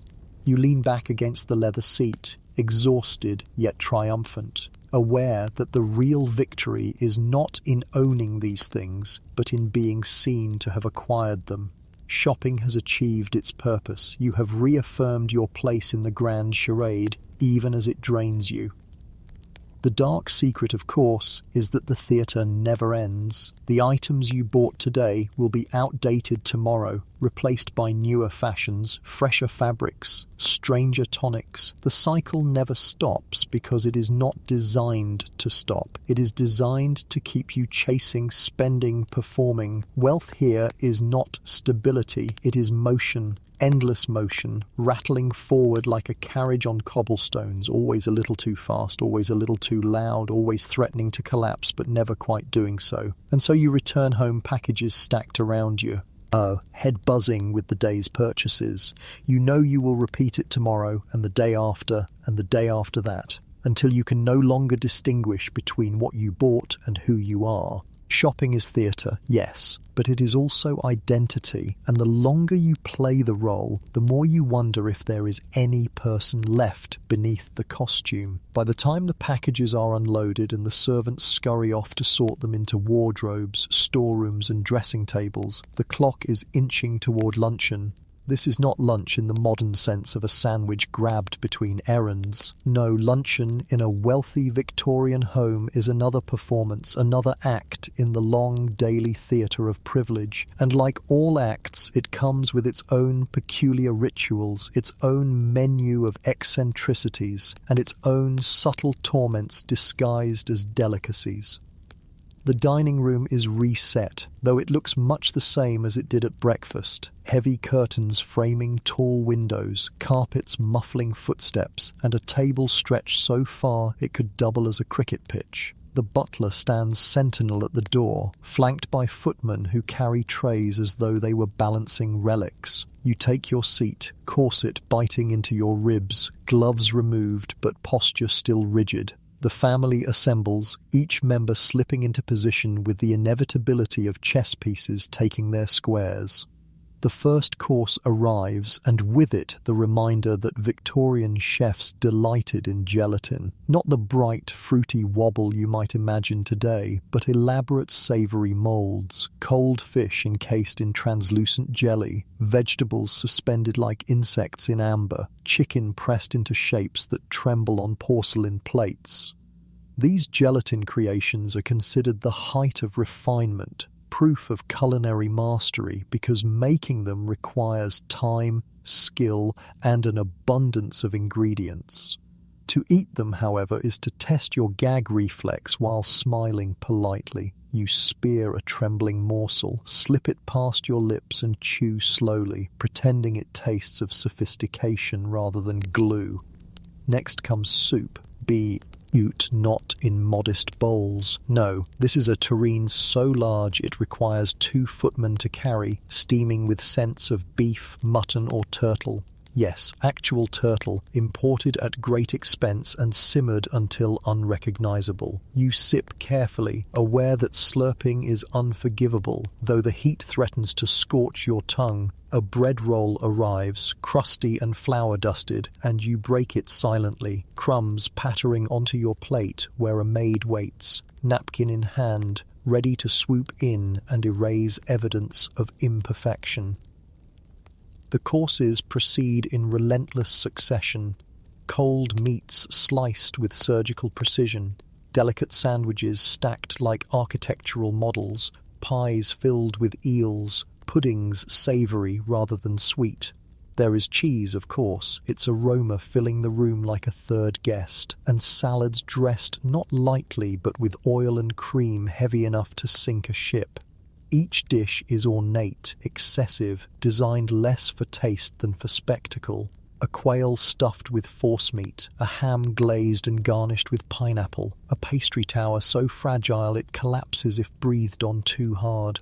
Conversation struggles against the food. Your sister remarks on her new bonnet. Your brother boasts of a wager at his club. Your mother nods approvingly, though her eyes remain fixed on the gelatin mould quivering with every vibration of the table. The butler hovers, refilling glasses, straightening knives, his presence a constant reminder that even here, in supposed intimacy, you are never unobserved. There is wine too, of course, though it is midday. A A pale sherry, a light claret, something to wash down the endless parade of dishes. To refuse is to appear austere, almost puritanical, but to indulge too much is to risk whispers of weakness. So you sip and sip again until the flavours blur into one long echo of sweetness and tannin.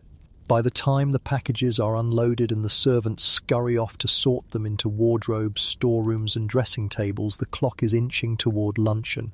This is not lunch in the modern sense of a sandwich grabbed between errands. No, luncheon in a wealthy Victorian home is another performance, another act in the long daily theatre of privilege, and like all acts, it comes with its own peculiar rituals, its own menu of eccentricities, and its own subtle torments disguised as delicacies. The dining room is reset, though it looks much the same as it did at breakfast. Heavy curtains framing tall windows, carpets muffling footsteps, and a table stretched so far it could double as a cricket pitch. The butler stands sentinel at the door, flanked by footmen who carry trays as though they were balancing relics. You take your seat, corset biting into your ribs, gloves removed, but posture still rigid. The family assembles, each member slipping into position with the inevitability of chess pieces taking their squares. The first course arrives, and with it the reminder that Victorian chefs delighted in gelatin, not the bright, fruity wobble you might imagine today, but elaborate savoury moulds, cold fish encased in translucent jelly, vegetables suspended like insects in amber, chicken pressed into shapes that tremble on porcelain plates. These gelatin creations are considered the height of refinement, proof of culinary mastery, because making them requires time, skill, and an abundance of ingredients. To eat them, however, is to test your gag reflex while smiling politely. You spear a trembling morsel, slip it past your lips, and chew slowly, pretending it tastes of sophistication rather than glue.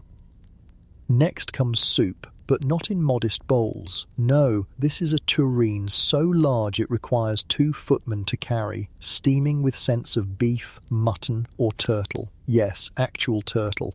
Imported at great expense and simmered until unrecognizable. You sip carefully, aware that slurping is unforgivable, though the heat threatens to scorch your tongue. A bread roll arrives, crusty and flour-dusted, and you break it silently, crumbs pattering onto your plate, where a maid waits, napkin in hand, ready to swoop in and erase evidence of imperfection. The courses proceed in relentless succession, cold meats sliced with surgical precision, delicate sandwiches stacked like architectural models, pies filled with eels, puddings savoury rather than sweet. There is cheese, of course, its aroma filling the room like a third guest, and salads dressed not lightly but with oil and cream heavy enough to sink a ship. Each dish is ornate, excessive, designed less for taste than for spectacle. A quail stuffed with forcemeat, a ham glazed and garnished with pineapple, a pastry tower so fragile it collapses if breathed on too hard. Conversation struggles against the food. Your sister remarks on her new bonnet. Your brother boasts of a wager at his club. Your mother nods approvingly, though her eyes remain fixed on the gelatin mould quivering with every vibration of the table. The butler hovers, refilling glasses, straightening knives, his presence a constant reminder that even here, in supposed intimacy, you are never unobserved. There is wine too, of course, though it is midday. A pale sherry, a light claret, something to wash down the endless parade of dishes. To refuse is to appear austere, almost puritanical, but to indulge too much is to risk whispers of weakness. So you sip and sip again until the flavours blur into one long echo of sweetness and tannin. Historians still puzzle over the Victorian obsession with gelatin, suspecting that part of its appeal lay in technology. The invention of new molds, the refinement of refrigeration, the novelty of turning food into sculptures, these fascinated the wealthy who delighted in showcasing innovation at the table. Yet diaries reveal a quieter truth. Many found these dishes unappetizing, even grotesque, but endured them because to object was to question fashion, and fashion was sacred. Between courses the silence stretches, cutlery clinks, chairs creak, the clock ticks loudly in the corner. You shift, corset tight, stomach protesting, yet you know you must continue. The meal is not about hunger, it is about endurance, about demonstrating that you can navigate 12 courses without faltering. Every bite is a test of civility. You imagine the servants watching, taking mental notes. Who eats too quickly, who hesitates too long, who grimaces at the wrong dish. Their reports, whispered downstairs, will echo louder than any toast upstairs. Dessert finally arrives, though not the sweet relief you crave. There is trifle layered with sponge and custard, yes, but there is also more gelatin.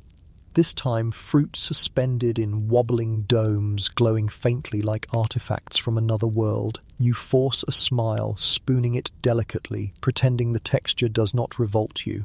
There are candied fruits, preserved so thoroughly they crunch like glass, and nuts roasted and dusted with sugar. The flavors are cloying, heavy, relentless. By the time the final dish is cleared, you feel less nourished than conquered. Your stomach is full yet unsatisfied, your body stiff from posture, your mind dulled by the repetition of polite remarks. You rise carefully, aware that standing too quickly risks faintness, and faintness risks scandal. The chairs scrape back, the butler bows, the family disperses on. Seymour. Luncheon is over, but the performance continues. The dark secret of Victorian lunch is that it was rarely about pleasure. It was about proving that wealth allowed you to transform eating, a basic act of survival, into a grand, exhausting ritual. It was about showing that you could afford not only the food itself, but the army of servants required to prepare, serve, and clean it. It was about creating an illusion of abundance so powerful that even hunger lost its meaning. You leave the dining room with a dull ache in your stomach, the taste of gelatin still lingering, and you wonder, not for the first time, if the poor outside, gnawing on crusts of bread, might secretly be luckier. Their food may be meagre, but at least it is honest. Yours is a banquet of illusions, a feast designed to fill not the body, but the endless appetite of appearances. The luncheon has barely digested when the next performance begins, one not staged in dining rooms or drawing rooms, but in parlours and church halls across London. Charity. For the wealthy, benevolence is not optional, it is an accessory, as essential as a pearl brooch or a polished boot. To abstain from charity is to risk being branded callous. To participate is to advertise one's refinement. Yet beneath the lace gloves and pious expressions, charity is less about compassion than competition. The invitations arrive much like those for balls or dinners, embossed cards announcing charity bazaars, subscription lists for orphanages, fundraisers for missions abroad. Each card is both an opportunity and a trap. Decline too many and whispers begin, "She has no heart." Attend too many, and you risk fatigue, but fatigue is no excuse in a society that measures virtue by visibility.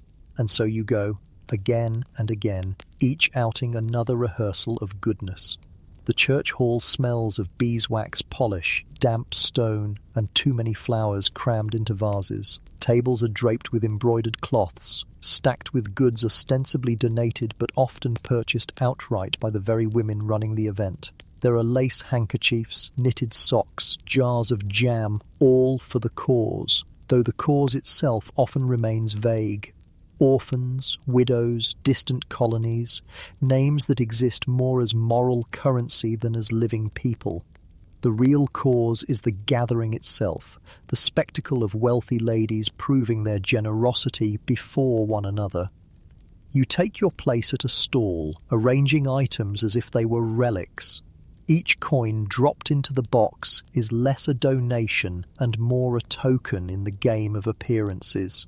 You smile graciously as another lady purchases a jar of marmalade she will never eat, her eyes flicking to see if you notice her contribution. You, in turn, buy a lace collar from her table lat, completing the circle of reciprocal benevolence. Money changes hands, but status is the real currency. Meanwhile, the men host their own charitable performances. A gentleman might chair a committee for the improvement of working-class housing, though he has never stepped foot inside one. He gives speeches full of noble phrases, his voice echoing through a hall, while the actual details of the housing project are managed by clerks. Another donates a few guineas to a school abroad, his name printed in bold on the subscription list. His contribution may be minor, but the visibility of it ensures that everyone at his club knows he has done his part. The servants watch with their usual quiet amusement. They know how much money truly goes to charity and how much is spent on ribbons, banners, and refreshments for the event itself. They whisper downstairs that the orphans would be better served by the untouched cakes left at the end of the day.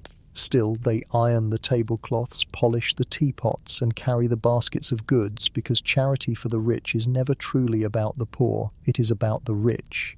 Historians still argue over how effective these charitable efforts were. Records show that some funds did indeed build schools, hospitals, and shelters. Yet just as often, the money trickled into administration, absorbed by the very machinery of performance. Diaries reveal contradictions. One lady writes earnestly of sewing dresses for the needy, while another confesses her stitches were sloppy because her mind was elsewhere. On the ball that evening, on her rival's gown, on whether her husband's investments would hold. The poor were present, but always at a distance, their lives reduced to anecdotes, their suffering woven into polite conversation. There is a darker humour in the bazaars. Games are arranged, raffles, lotteries, contests, all in the name of raising funds. A spin of the wheel, a chance to win a trinket, a gamble disguised as generosity. The wealthy laugh, wager, clap their hands at small victories, while outside the church hall, beggars lean against the wall, hoping for crumbs. You might notice them briefly as you climb back into your carriage, but the thought vanishes the moment the wheels turn and the lace curtains close. At home, charity continues in quieter forms. Boxes are prepared, old clothes folded neatly, hats a season out of date, shoes scuffed but still wearable. These are sent to the poor with a flourish of self-satisfaction. The irony is sharp. Items discarded by the wealthy are received as treasures by those with nothing. Yet the act is not framed as disposal, but as benevolence, proof once again that your household contributes to the great moral fabric of the city. Your mother signs subscription lists with a flourish. Your father donates a sum large enough to be mentioned in the papers, and you yourself dabble in embroidery circles, producing garments that will clothe children you will never meet. Each act is logged, discussed, and remembered. To give is not enough. It must be known that you gave. Anonymous charity, while praised in sermons, is secretly frowned upon in drawing rooms. What use is generosity if no one applauds it? And yet, in rare moments, the performance slips. A lady pricks her finger while sewing, and for an instant her blood stains the fabric intended for an orphan's dress. She laughs nervously, but you see something in her eyes, an awareness of fragility, of the thin line between wealth and need. Another day, you glimpse a servant pocketing leftover cakes from a bazaar, and instead of scolding, you feel relief. At least someone will eat them. These fleeting moments suggest that beneath the layers of artifice, humanity still flickers. But it flickers quietly, overshadowed by the louder flame of spectacle. The dark secret of Victorian charity is not that it failed, it often succeeded in material ways, but that its true purpose was never the alleviation of poverty. Its purpose was the maintenance of status, the performance of morality, the reassurance of the wealthy that they were good, decent people despite living in luxury while others starved. To give was to cleanse the conscience, to silence the faint cough of guilt that might otherwise echo in velvet halls. You leave the church hall or the parlour with your head high, the scent of beeswax and flowers clinging to your clothes, your name added to another list, your reputation reinforced. The orphans, the widows, the poor, they remain out there, unseen, unheard, except as props in the play of benevolence. And as your carriage rolls away, the lace curtains drawn once more, you realise the performance will never end. Tomorrow there will be another invitation, another bazaar, another subscription list. Charity is not an act, it is an endless play, and you are both actor and audience, applauding yourself in the mirror while the world outside waits in the shadows. If the morning belonged to letters and invitations, and the afternoon to shopping and charity, then the late afternoon belonged to Hyde Park. To stroll there was not merely leisure, it was obligation, a ritual as rigid as any mass, a parade in which every bonnet, cane and boot became part of the city's grand theatre. For the wealthy, Hyde Park was a mirror, polished with gravel paths and carriage drives, reflecting back their status for the world to see. The carriages line up at the gates, each waiting for its turn to glide down Rotten Row. The name itself is a contradiction. Rotten only in etymology, but in practice it is the most fashionable strip of land in London, where horses prance, carriages gleam, and reputations are made or unmade in the span of a single circuit. Coachmen flick reins, horses snort clouds into the air, and footmen hold themselves stiff as statues, while the city's elite perform their slow-motion ballet of wheels and hooves. Stepping out to walk is no less ceremonial. The gravel crunches beneath polished boots, skirts swish across the paths, parasols tilt at carefully calculated angles. Every gesture is deliberate, though designed to appear effortless. You do not stroll in Hyde Park to enjoy nature, you stroll to be seen enjoying it. The trees, the lake, the ducks, all background scenery for the real spectacle, the people. You link arms with your sister, corseted spine stiff, parasol shading your powdered complexion. Ahead, Lady Pembroke floats by, feathers bobbing atop her hat like banners.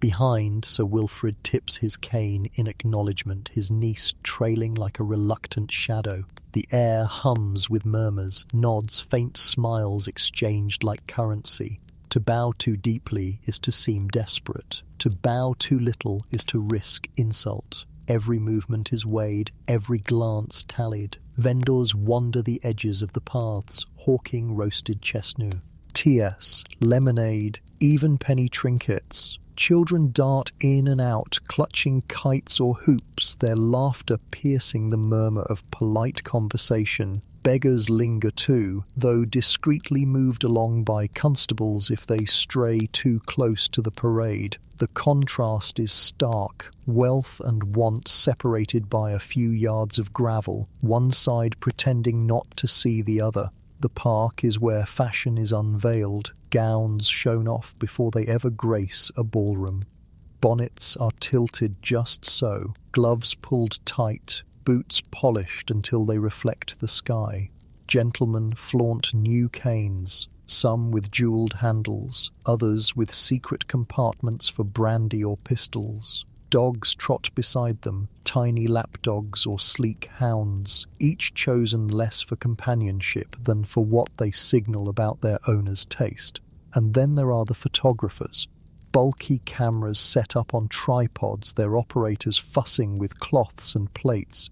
To be captured on glass is a mark of importance, and families position themselves carefully, feigning spontaneity as they arrange their poses. The image will be sold, circulated, admired, criticized. The photograph is not memory but proof. We were here, we belonged, we mattered. Historians note that Hyde Park functioned as a stage of surveillance. Everyone watched everyone else, searching for missteps. A bonnet too gaudy, a skirt too short, a gentleman too red in the face from last night's indulgence. Each became fodder for whispers that spread through drawing rooms by evening. The park was less about greenery than about gossip. Even the ducks seemed to waddle with judgment.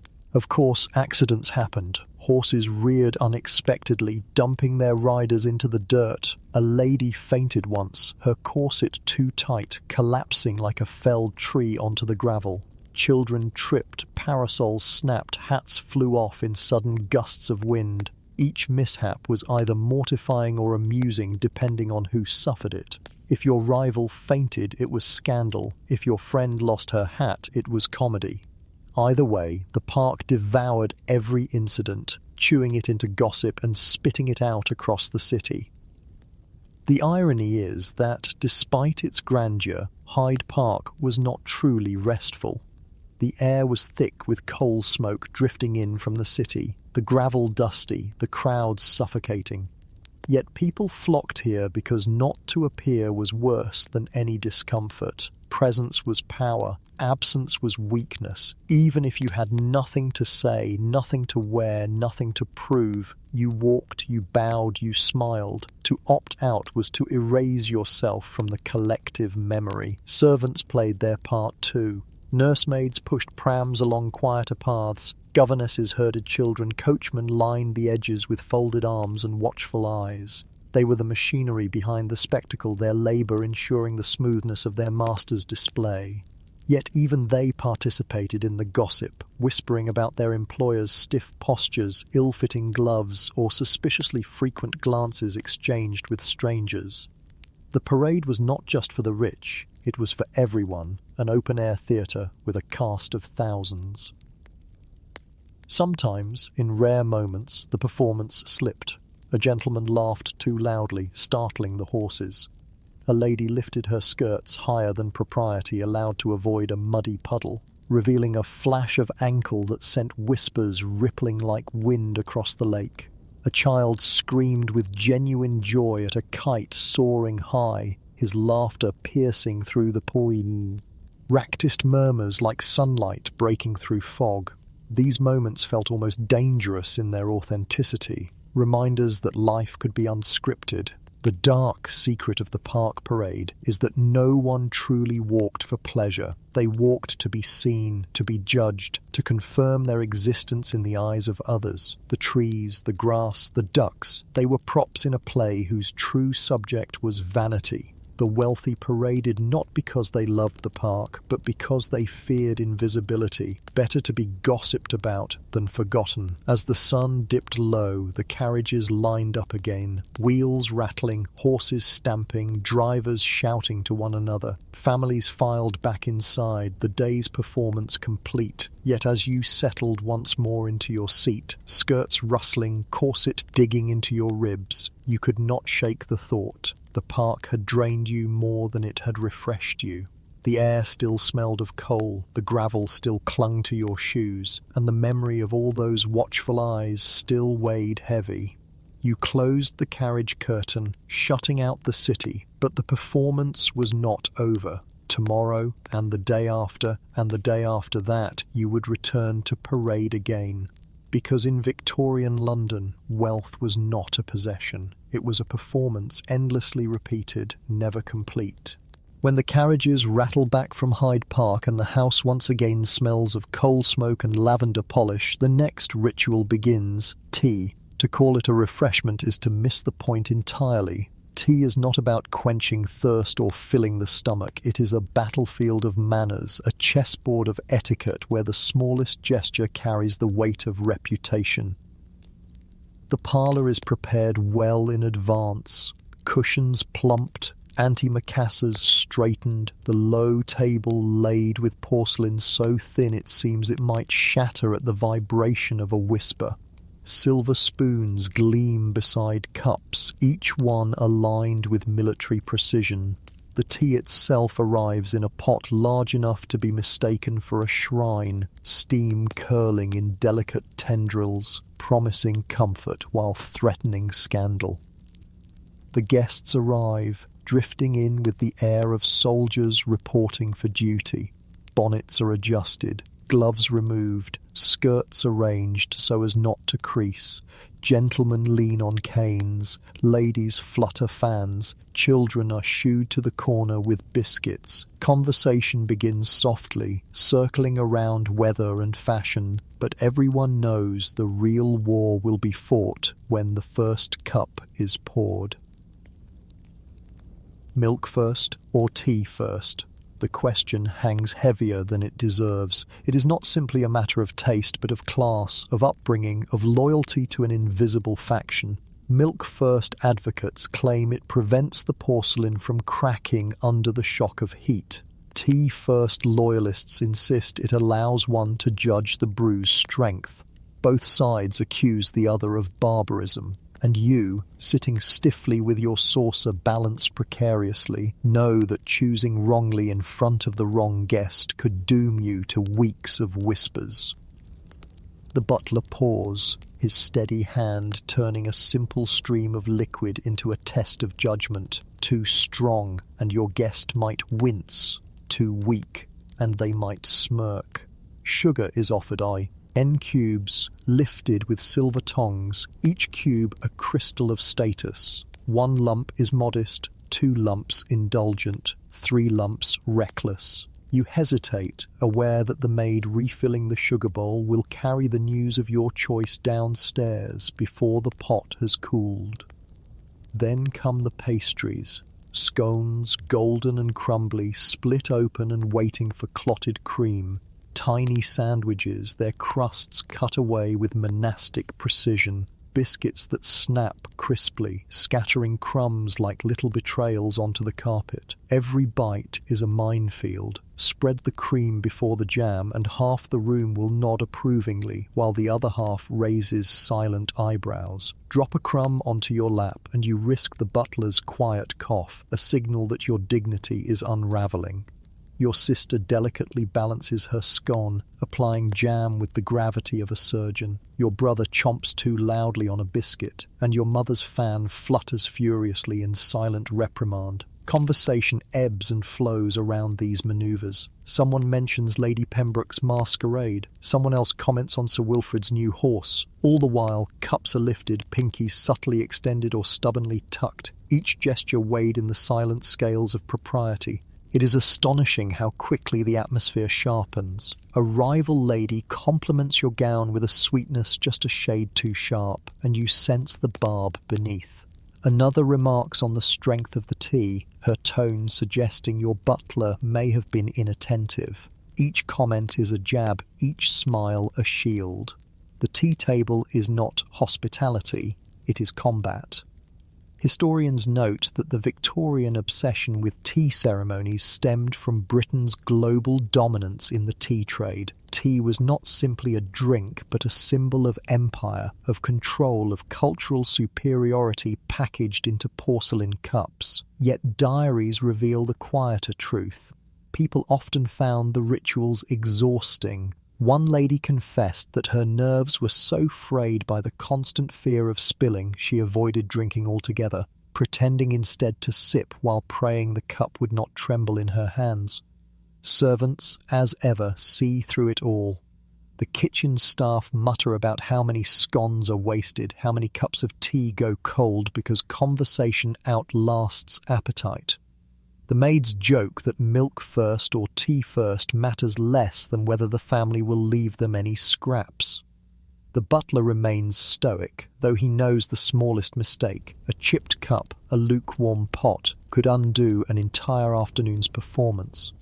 And then, inevitably, something goes wrong. A guest spills tea onto the carpet, the brown stain spreading like a scandal across the floral pattern. Gasps echo.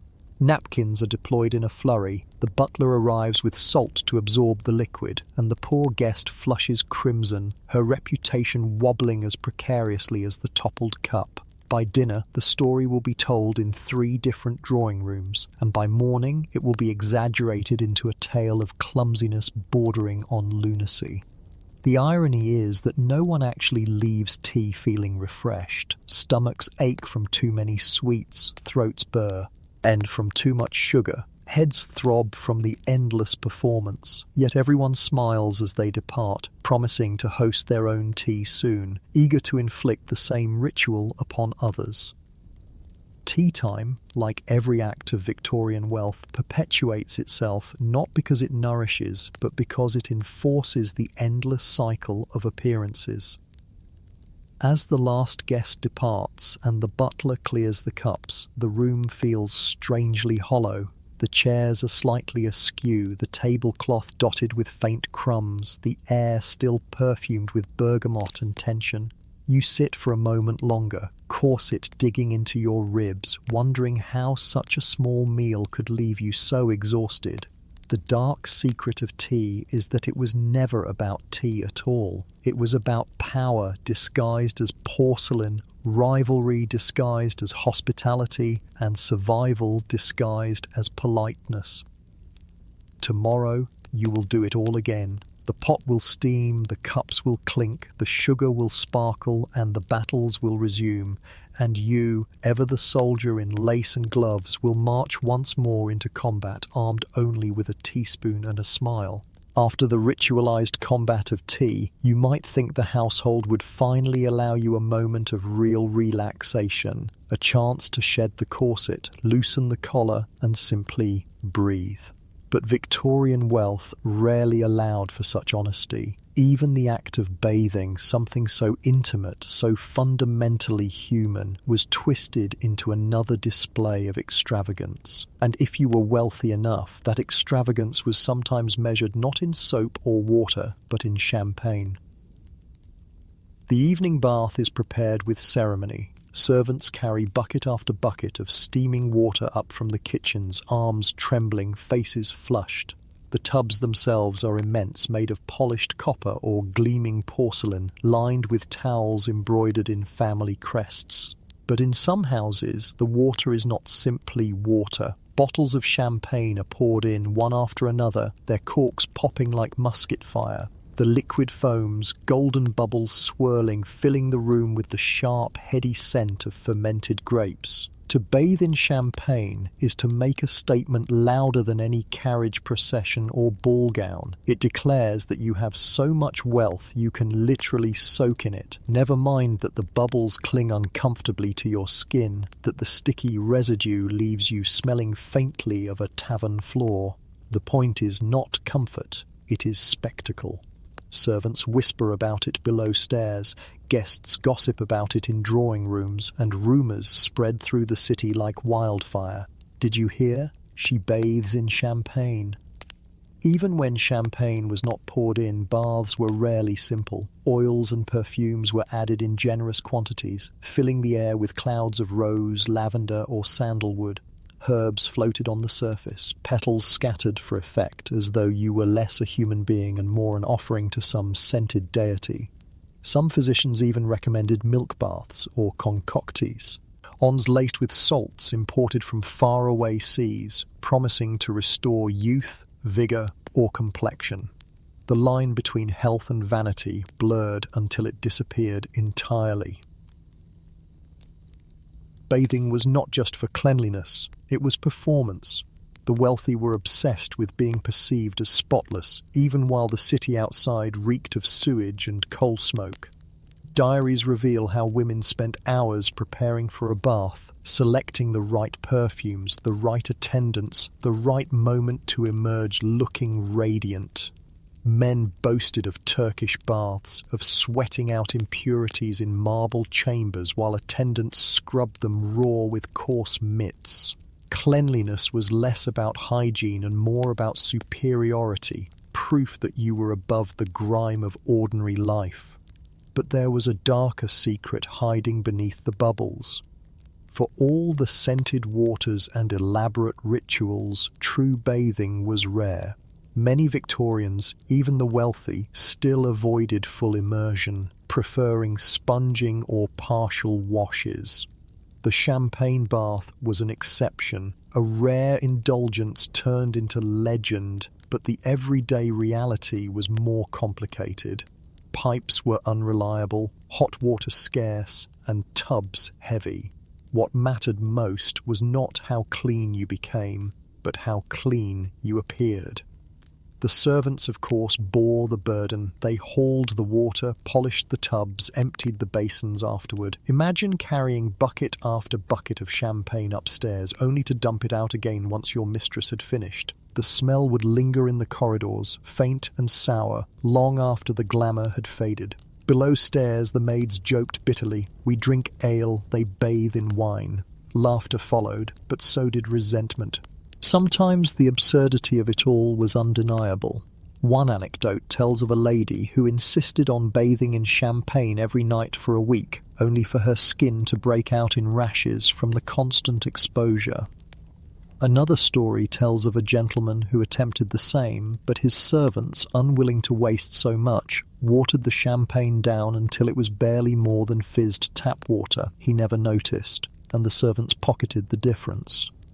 Still, the idea persisted because extravagance thrives on rumour more than reality.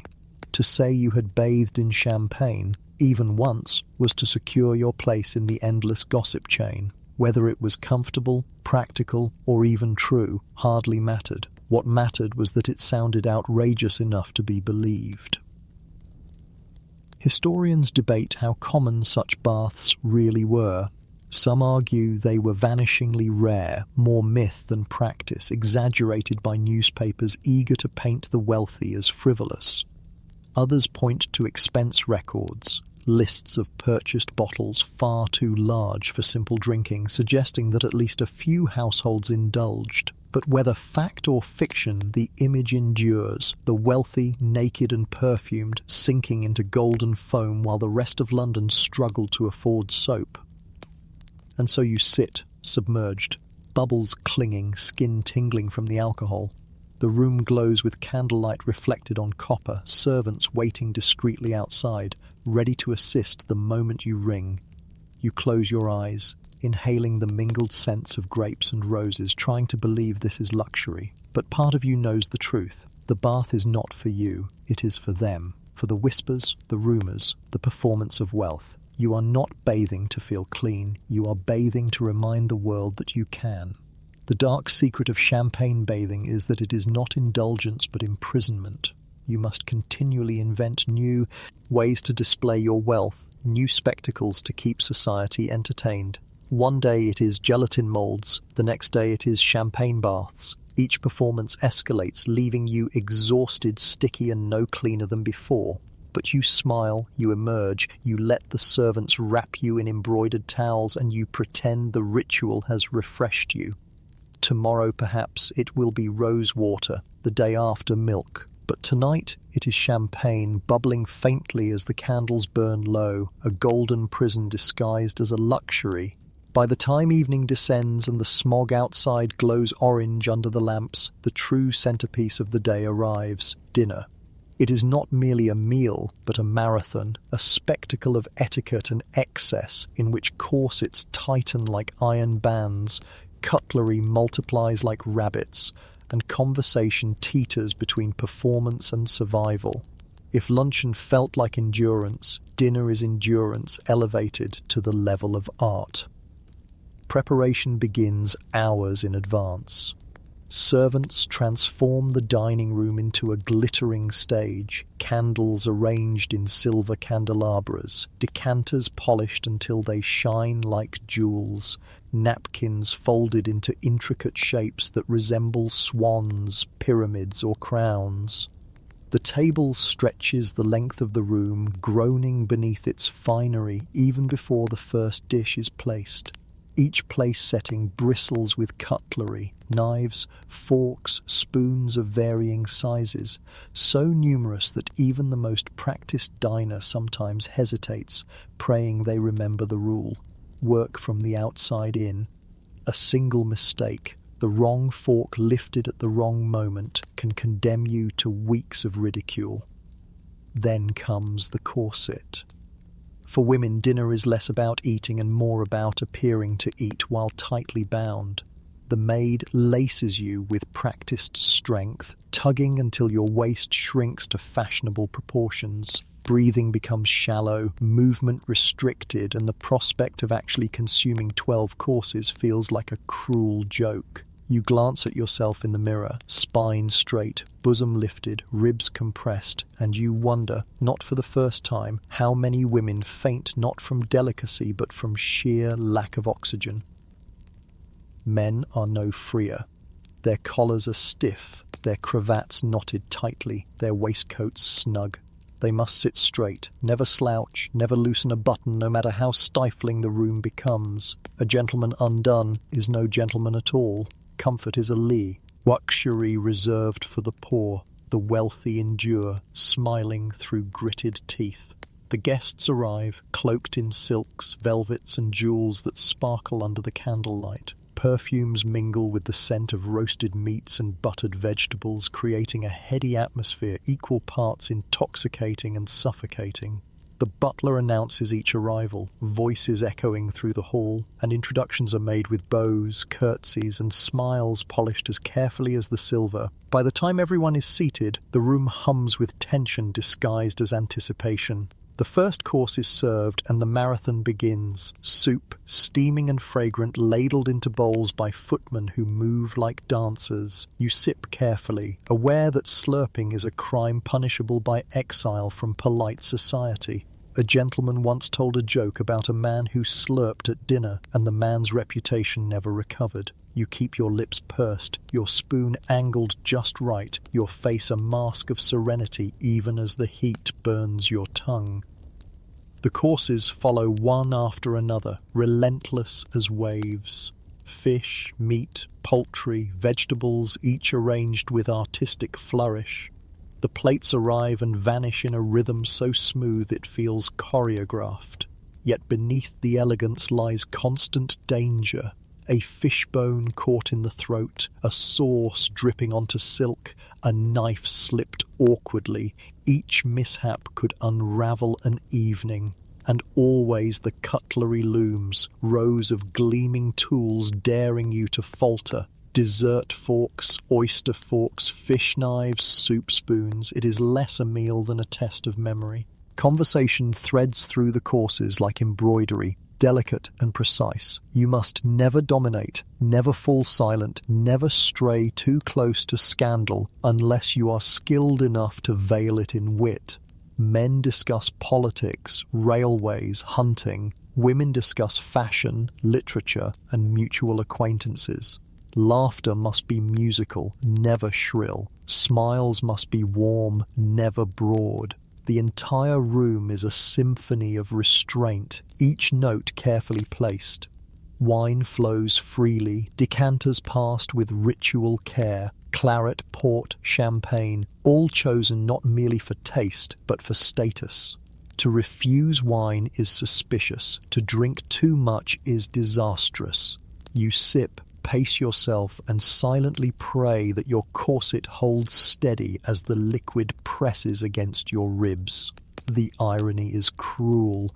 The table groans with abundance, yet you can hardly breathe, let alone eat.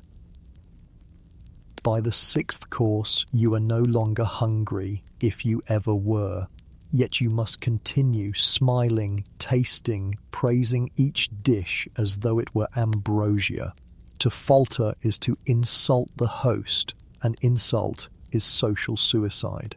So you force another bite of roasted pheasant, another sip of rich sauce, another smile at the lady across the table, who seems equally close to collapse. Historians marvel at the sheer scale of Victorian dinners, but diaries reveal the darker truth. Many guests dreaded them. One lady confessed that she spent half the meal pretending to eat, pushing food around her plate while praying no one noticed. Another wrote of fainting in the powder room, overwhelmed by the heat, the corset, the wine, and the sheer weight of expectation. Dinner was not nourishment, it was theatre, and the actors often suffered for their roles. Servants, of course, carried the true burden. Footmen stood motionless for hours, arms aching from holding trays. Maids scurried between kitchen and dining room, balancing dishes while dodging the house keys. Ypa's glare. The cook, hidden from view, sweated over stoves, orchestrating the chaos of a dozen dishes timed to perfection. Yet when the guests praised the meal, it was the host who received the glory, as though the food had sprung fully formed from his benevolence. By the time dessert arrives, the room is heavy with heat, perfume, and fatigue. Yet the spectacle continues. Flaming puddings are carried in, brandy set alight, blue flames flickering in the dim light. Guests applaud politely, though many glance longingly at the clock. Sweet dishes follow. Syllabubs, trifles, candied fruits, elaborate cakes. Coffee and port arrive last, signalling the final act. You sip, stomach aching, ribs sore, smile fixed. And then it is over. Chairs scrape back. Conversations wind down, and guests rise with relief, masked as dignity. The men drift toward the smoking room, the women toward the drawing room, the dinner dissolved into smaller performances. Servants swoop in, clearing plates, extinguishing candles, resetting the stage for tomorrow's spectacle. The dark secret of Victorian dinner is that it was never about food, it was about survival. To endure the corset, the cutlery, the conversation without faltering was to prove your worth.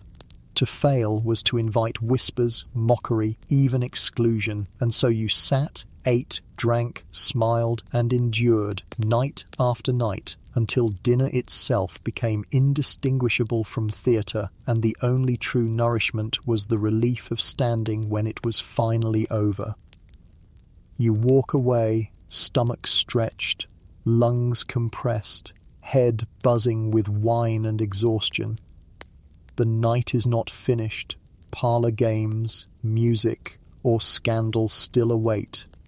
But for now, you have survived dinner, and in Victorian London, survival itself was victory. Dinner ends not with relief, but with transition. As the servants clear away the wreckage of 12 courses and a battlefield's worth of cutlery, the family and their guests drift into the next act of the day, the entertainments. The word sounds light, promising laughter, relaxation and joy, but in truth it is another arena, another stage where the wealthy must prove themselves worthy of their station. Evening entertainments were never about fun, they were about survival, judgment, and the endless parade of appearances that defined Victorian life. The drawing room is transformed for the occasion. Lamps are lit, their glow softening the sharp lines of exhaustion on every face. The fire is stoked, adding warmth that quickly becomes stifling in a room already heavy with perfume and wine. Chairs are arranged in careful circles, some for conversation, others clustered around the piano, its lid propped open in anticipation of amateur fingers. On the mantel, a clock ticks sternly, reminding everyone that even leisure must keep to schedule. The first order of business is music.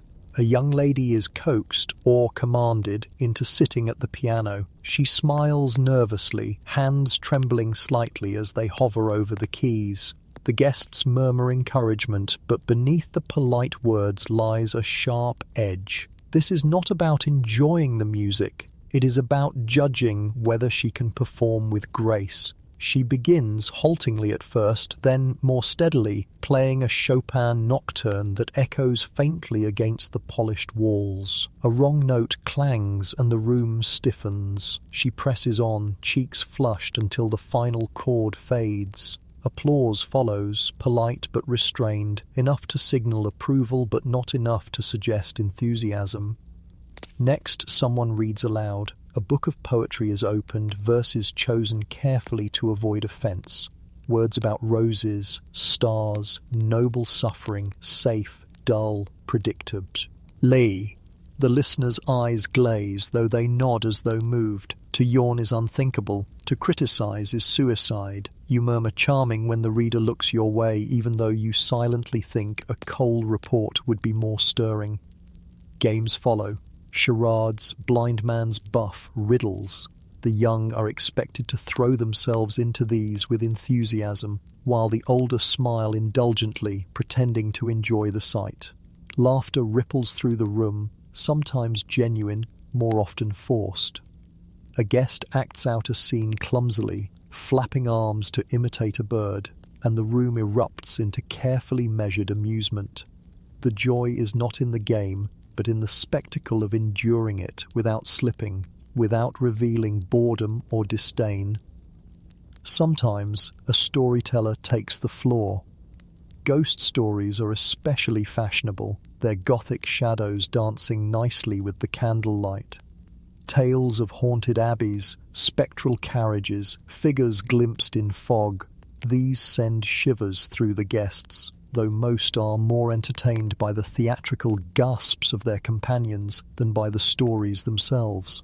The irony, of course, is that London itself is more frightening than any invented phantom.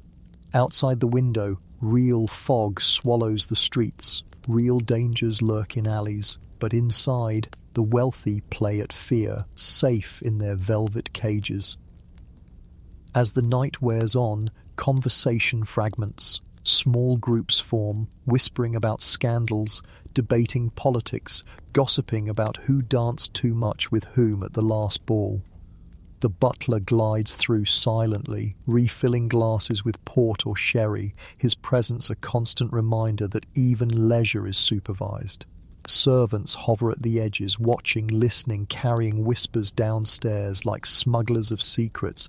Not all entertainments are so polite. Cards appear, whist, loo, vingt et un. Coins and notes change hands discreetly, fortunes won or lost in miniature. A gentleman grows red in the face, insisting he was cheated. A lady laughs too loudly, revealing that she has had one glass too many. Yet even here the rules hold. To lose gracefully is a virtue. To win too triumphantly is vulgar. The game is not about money, it is about poise. Historians puzzle over whether these entertainments truly amused their participants. Diaries suggest they did not. Many entries complain of tedium, of hours spent listening to bad music, of games dragged on long past enjoyment. Better to be bored than to be absent, one woman wrote, summing up the paradox. Attendance mattered more than amusement. The point was not to have fun, but to be seen enduring the same rituals as everyone else. Occasionally, though, the mask slips. A gentleman snores during poetry, his head lolling. A lady stumbles during charades, collapsing into laughter too genuine to be ignored. Children escape their governesses and chase one another noisily, disrupting the carefully curated atmosphere. These moments, shocking in their spontaneity, ripple through the room like scandal and relief combined. For a few breaths, people remember they are human. Then the masks are replaced, the performance resumes, and the night rolls on. By the time the entertainments wind down, exhaustion hangs heavy. Smiles stiffen, laughter fades, eyelids droop. Guests rise, offering polite thanks, praising the host for an evening most delightful.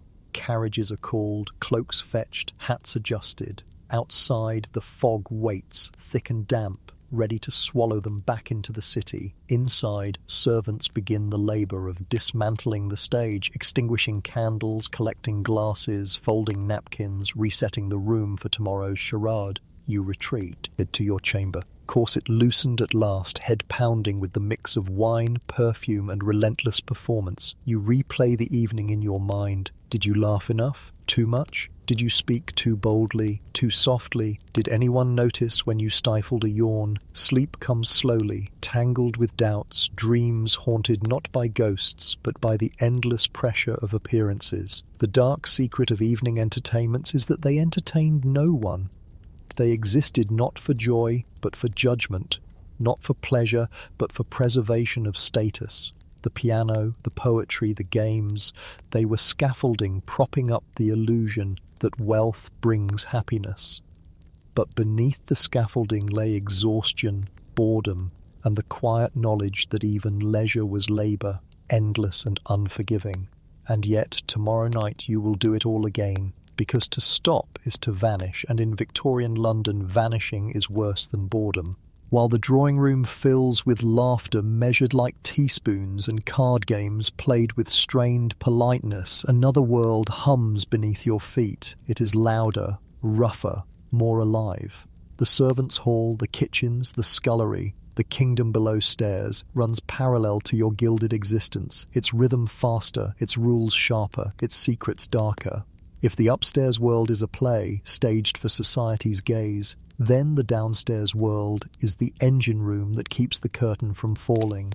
And within that engine room, everyone knows more about you than you dare to imagine. The servants' hall is both battlefield and refuge. Long tables scarred with knife marks hold plates of simpler food, stews, bread, cheese, sometimes a pudding if scraps are spared. The air smells of smoke, sweat, and onions, a stark contrast to the lavender and sandalwood upstairs. Voices overlap, laughter rises, arguments spark and die within minutes. Rank rules here as firmly as it does upstairs, but it is enforced with less velvet and more bluntness. At the top of this hierarchy is the butler and the housekeeper, reigning like a king and queen in a domestic monarchy. The butler's word is law in matters of wine, dining, and the footman. The housekeeper's authority extends over the maids, the linens, the endless inventories of flour, soap, and candles. Their glances can quell laughter, their decisions can ruin days. Beneath them the footmen jostle for favour, eager to prove themselves worthy of better duties than carrying chamber pots. Maids whisper and giggle, though always aware that one slip could lead to dismissal. At the very bottom is the scullery maid, condemned to scrub pots and pans until her hands crack and bleed. Yet within this strict order lies a buzzing web of secrets. Servants see everything. They know who slips into which room at night, who writes letters in trembling hands, who quarrels when they think no one listens. They collect gossip not from newspapers but from laundry, crumbs and whispers overheard through keyholes. A lipstick stain on a collar, a glove misplaced beneath the wrong bed, a half-burned letter in the hearth. These are the documents of scandal, and the servants are their archivists. The laundry tells stories no diary would dare record. The laundress knows whose sheets are stained with wine, whose petticoats carry the faint scent of tobacco, whose collars are dirtier than propriety allows. She says nothing aloud, of course, but downstairs the truths circulate, embroidered and embellished until they become folklore. A gentleman upstairs may strut with dignity, but below stairs he is mocked for his frayed socks. A lady may glide like a swan, but the maids know her corset strings break far too often for it to be accidental. Food carries secrets too. The cook knows which dishes are praised upstairs and which are quietly pushed aside. She knows who eats heartily and who nibbles delicately, pretending to enjoy gelatin that makes them gag. She knows which guests are greedy, which wasteful, which whisper complaints the moment a dish leaves the table, and when the scraps come back down, the servants devour the truth along with the leftovers.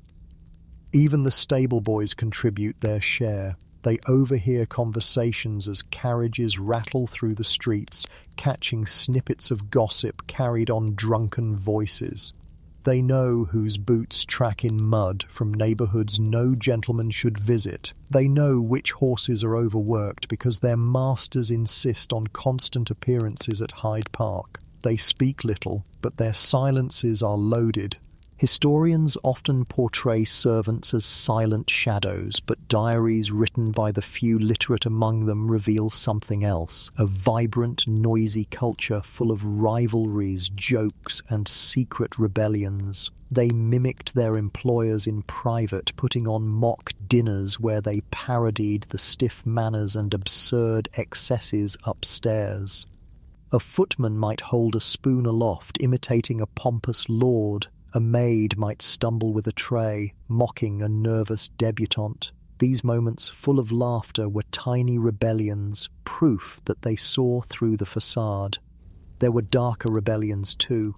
A chamber pot emptied just a little less thoroughly than usual, a garment accidentally scorched by an iron, a glass of wine watered down so subtly the guest never noticed. These acts of resistance were small, almost invisible, but they gave servants a sense of control. They reminded them that even in a world where their lives were bound to service, they still had power, the power of knowledge, the power of sabotage, the power of gossip. Sometimes these secrets erupted into full scandals. A servant dismissed for theft might retaliate by selling stories to the papers. A dismissed maid might hint at the affairs of her mistress. A footman spurned by a scullery maid might reveal the cruel words whispered by his master. The upstairs world depended on silence, but silence was fragile, and below stairs it cracked easily. And yet, for all the secrets, there was loyalty too. Servants who spent their lives in one household often protected its reputation fiercely. They might laugh downstairs, but upstairs they maintained the facade. They understood that their own security was tied to their employer's dignity. A ruined family meant unemployment, and unemployment meant ruin for them as well. So the secrets remained mostly whispers, currency exchanged in shadows, rarely allowed to reach the light. The dark secret of below stairs is not simply that the servants knew everything. It is that the wealthy knew the servants knew. Every lord and lady understood that their image, their very survival in society, rested in the hands of those who scrubbed their floors and dressed their children. This dependence was unspoken, disguised by rituals of superiority, but it was real, and it haunted them. The wealthiest people in Victorian London were never truly free. They lived under constant observation, their reputations guarded and threatened by the very people society pretended to ignore. You may glide through a ballroom in satin, but the servants will whisper about how the seam of your gown split when you sat. You may command a table at dinner, but the cook will laugh below stairs about how little you ate, how your corset left you breathless. You may bow, smile, and dazzle, but the laundress will scrub the truth into the water, shaking her head at stains no wealth can hide. As midnight creeps in and the drawing-room candles burn low, the servants below stairs are still awake. They wash, fold, polish, gossip. They replay the evening, their laughter carrying faintly through the floorboards. Tomorrow they will rise before you, prepare your gowns and boots, lace your corset, and once again fade into the background. But the truth will remain with them, tucked away in whispers, in glances, in the endless hum of the servants' hall. The true prison of Victorian wealth was not the corset, nor the cutlery, nor the endless invitations. It was this: to live your entire life knowing that the people you pretended not to see could, with a single word, unravel everything. By the time midnight drapes itself across London and the lamps outside sputter in the fog, the wealthiest homes still hum with one final, relentless undercurrent: scandal. It is the shadow twin of every ritual, every dinner, every promenade in Hyde Park. No matter how tightly laced the corset, how polished the boot, how perfectly timed the bow, scandal waits like smoke under a door, always threatening to rise, always impossible to ignore. And for the wealthy, survival depends less on avoiding scandal than on managing it, reshaping it, surviving it with dignity intact. A wrong bonnet can spark it. A hat too bright, too wide, or, heaven forbid, too Parisian can draw whispers. Desperate, someone murmurs at tea. Vulgar, another replies in the park. By dinner, the remark has travelled across 3 drawing rooms. By the week's end, it is common knowledge. Lady so-and-so has lost her taste. She is slipping. For a woman whose entire existence is judged on appearance, that slip is the equivalent of blood in the water, drawing predators who feast on gossip. A feint at luncheon can be worse. A lady rises too quickly, corset digging, and collapses into her soup. Servants rush, smelling salts are fetched. Her reputation totters more precariously than she does. Was it truly faintness or nerves or even drunkenness? No one knows, but everyone decides. By evening, she is either pitiable or laughable, and either way, she is branded. Survival requires her to return to the very next event, smiling, gloved, corseted, tighter than ever, proving the feint was nothing but a moment. The failure is erased only if she performs resilience convincingly enough. Even small lapses ripple outward. A glove misplaced beneath the wrong chair may hint at impropriety. A late arrival to a dinner may whisper of irresponsibility. A stumble on the dance floor may suggest clumsiness, or worse, intoxication. When these are the tiny details the wealthy obsess over, because in their world, detail is destiny. While the poor worry about bread, the rich worry about bread crumbs. And then there are the grand scandals, the ones that ignite entire seasons. An affair revealed too boldly, a letter intercepted, a fortune lost in speculation. A gentleman seen entering a gambling den at midnight, a lady glimpsed in conversation with the wrong man under the wrong tree in Hyde Park. These events spread like wildfire through parlours and clubs. Invitations dry up. Neighbours cross the street. Old friends develop sudden selective deafness when your name is mentioned. You still live in the same house, wear the same silks, ride the same horses, but you are socially dead, which in Victorian London is a fate worse than the grave. Historians still puzzle over how quickly reputations unravelled. One diary entry describes a lady whose gown slipped scandalously low at a ball. By morning she was the subject of every conversation in her circle, and by the next week she had retreated to the countryside, her social career in ruins. Another record tells of a man who invested poorly in a railway scheme. The money loss was recoverable, the whisper of failure was not. Even wealth could not shield you if society decided you had slipped. The cruel truth is that scandal was entertainment.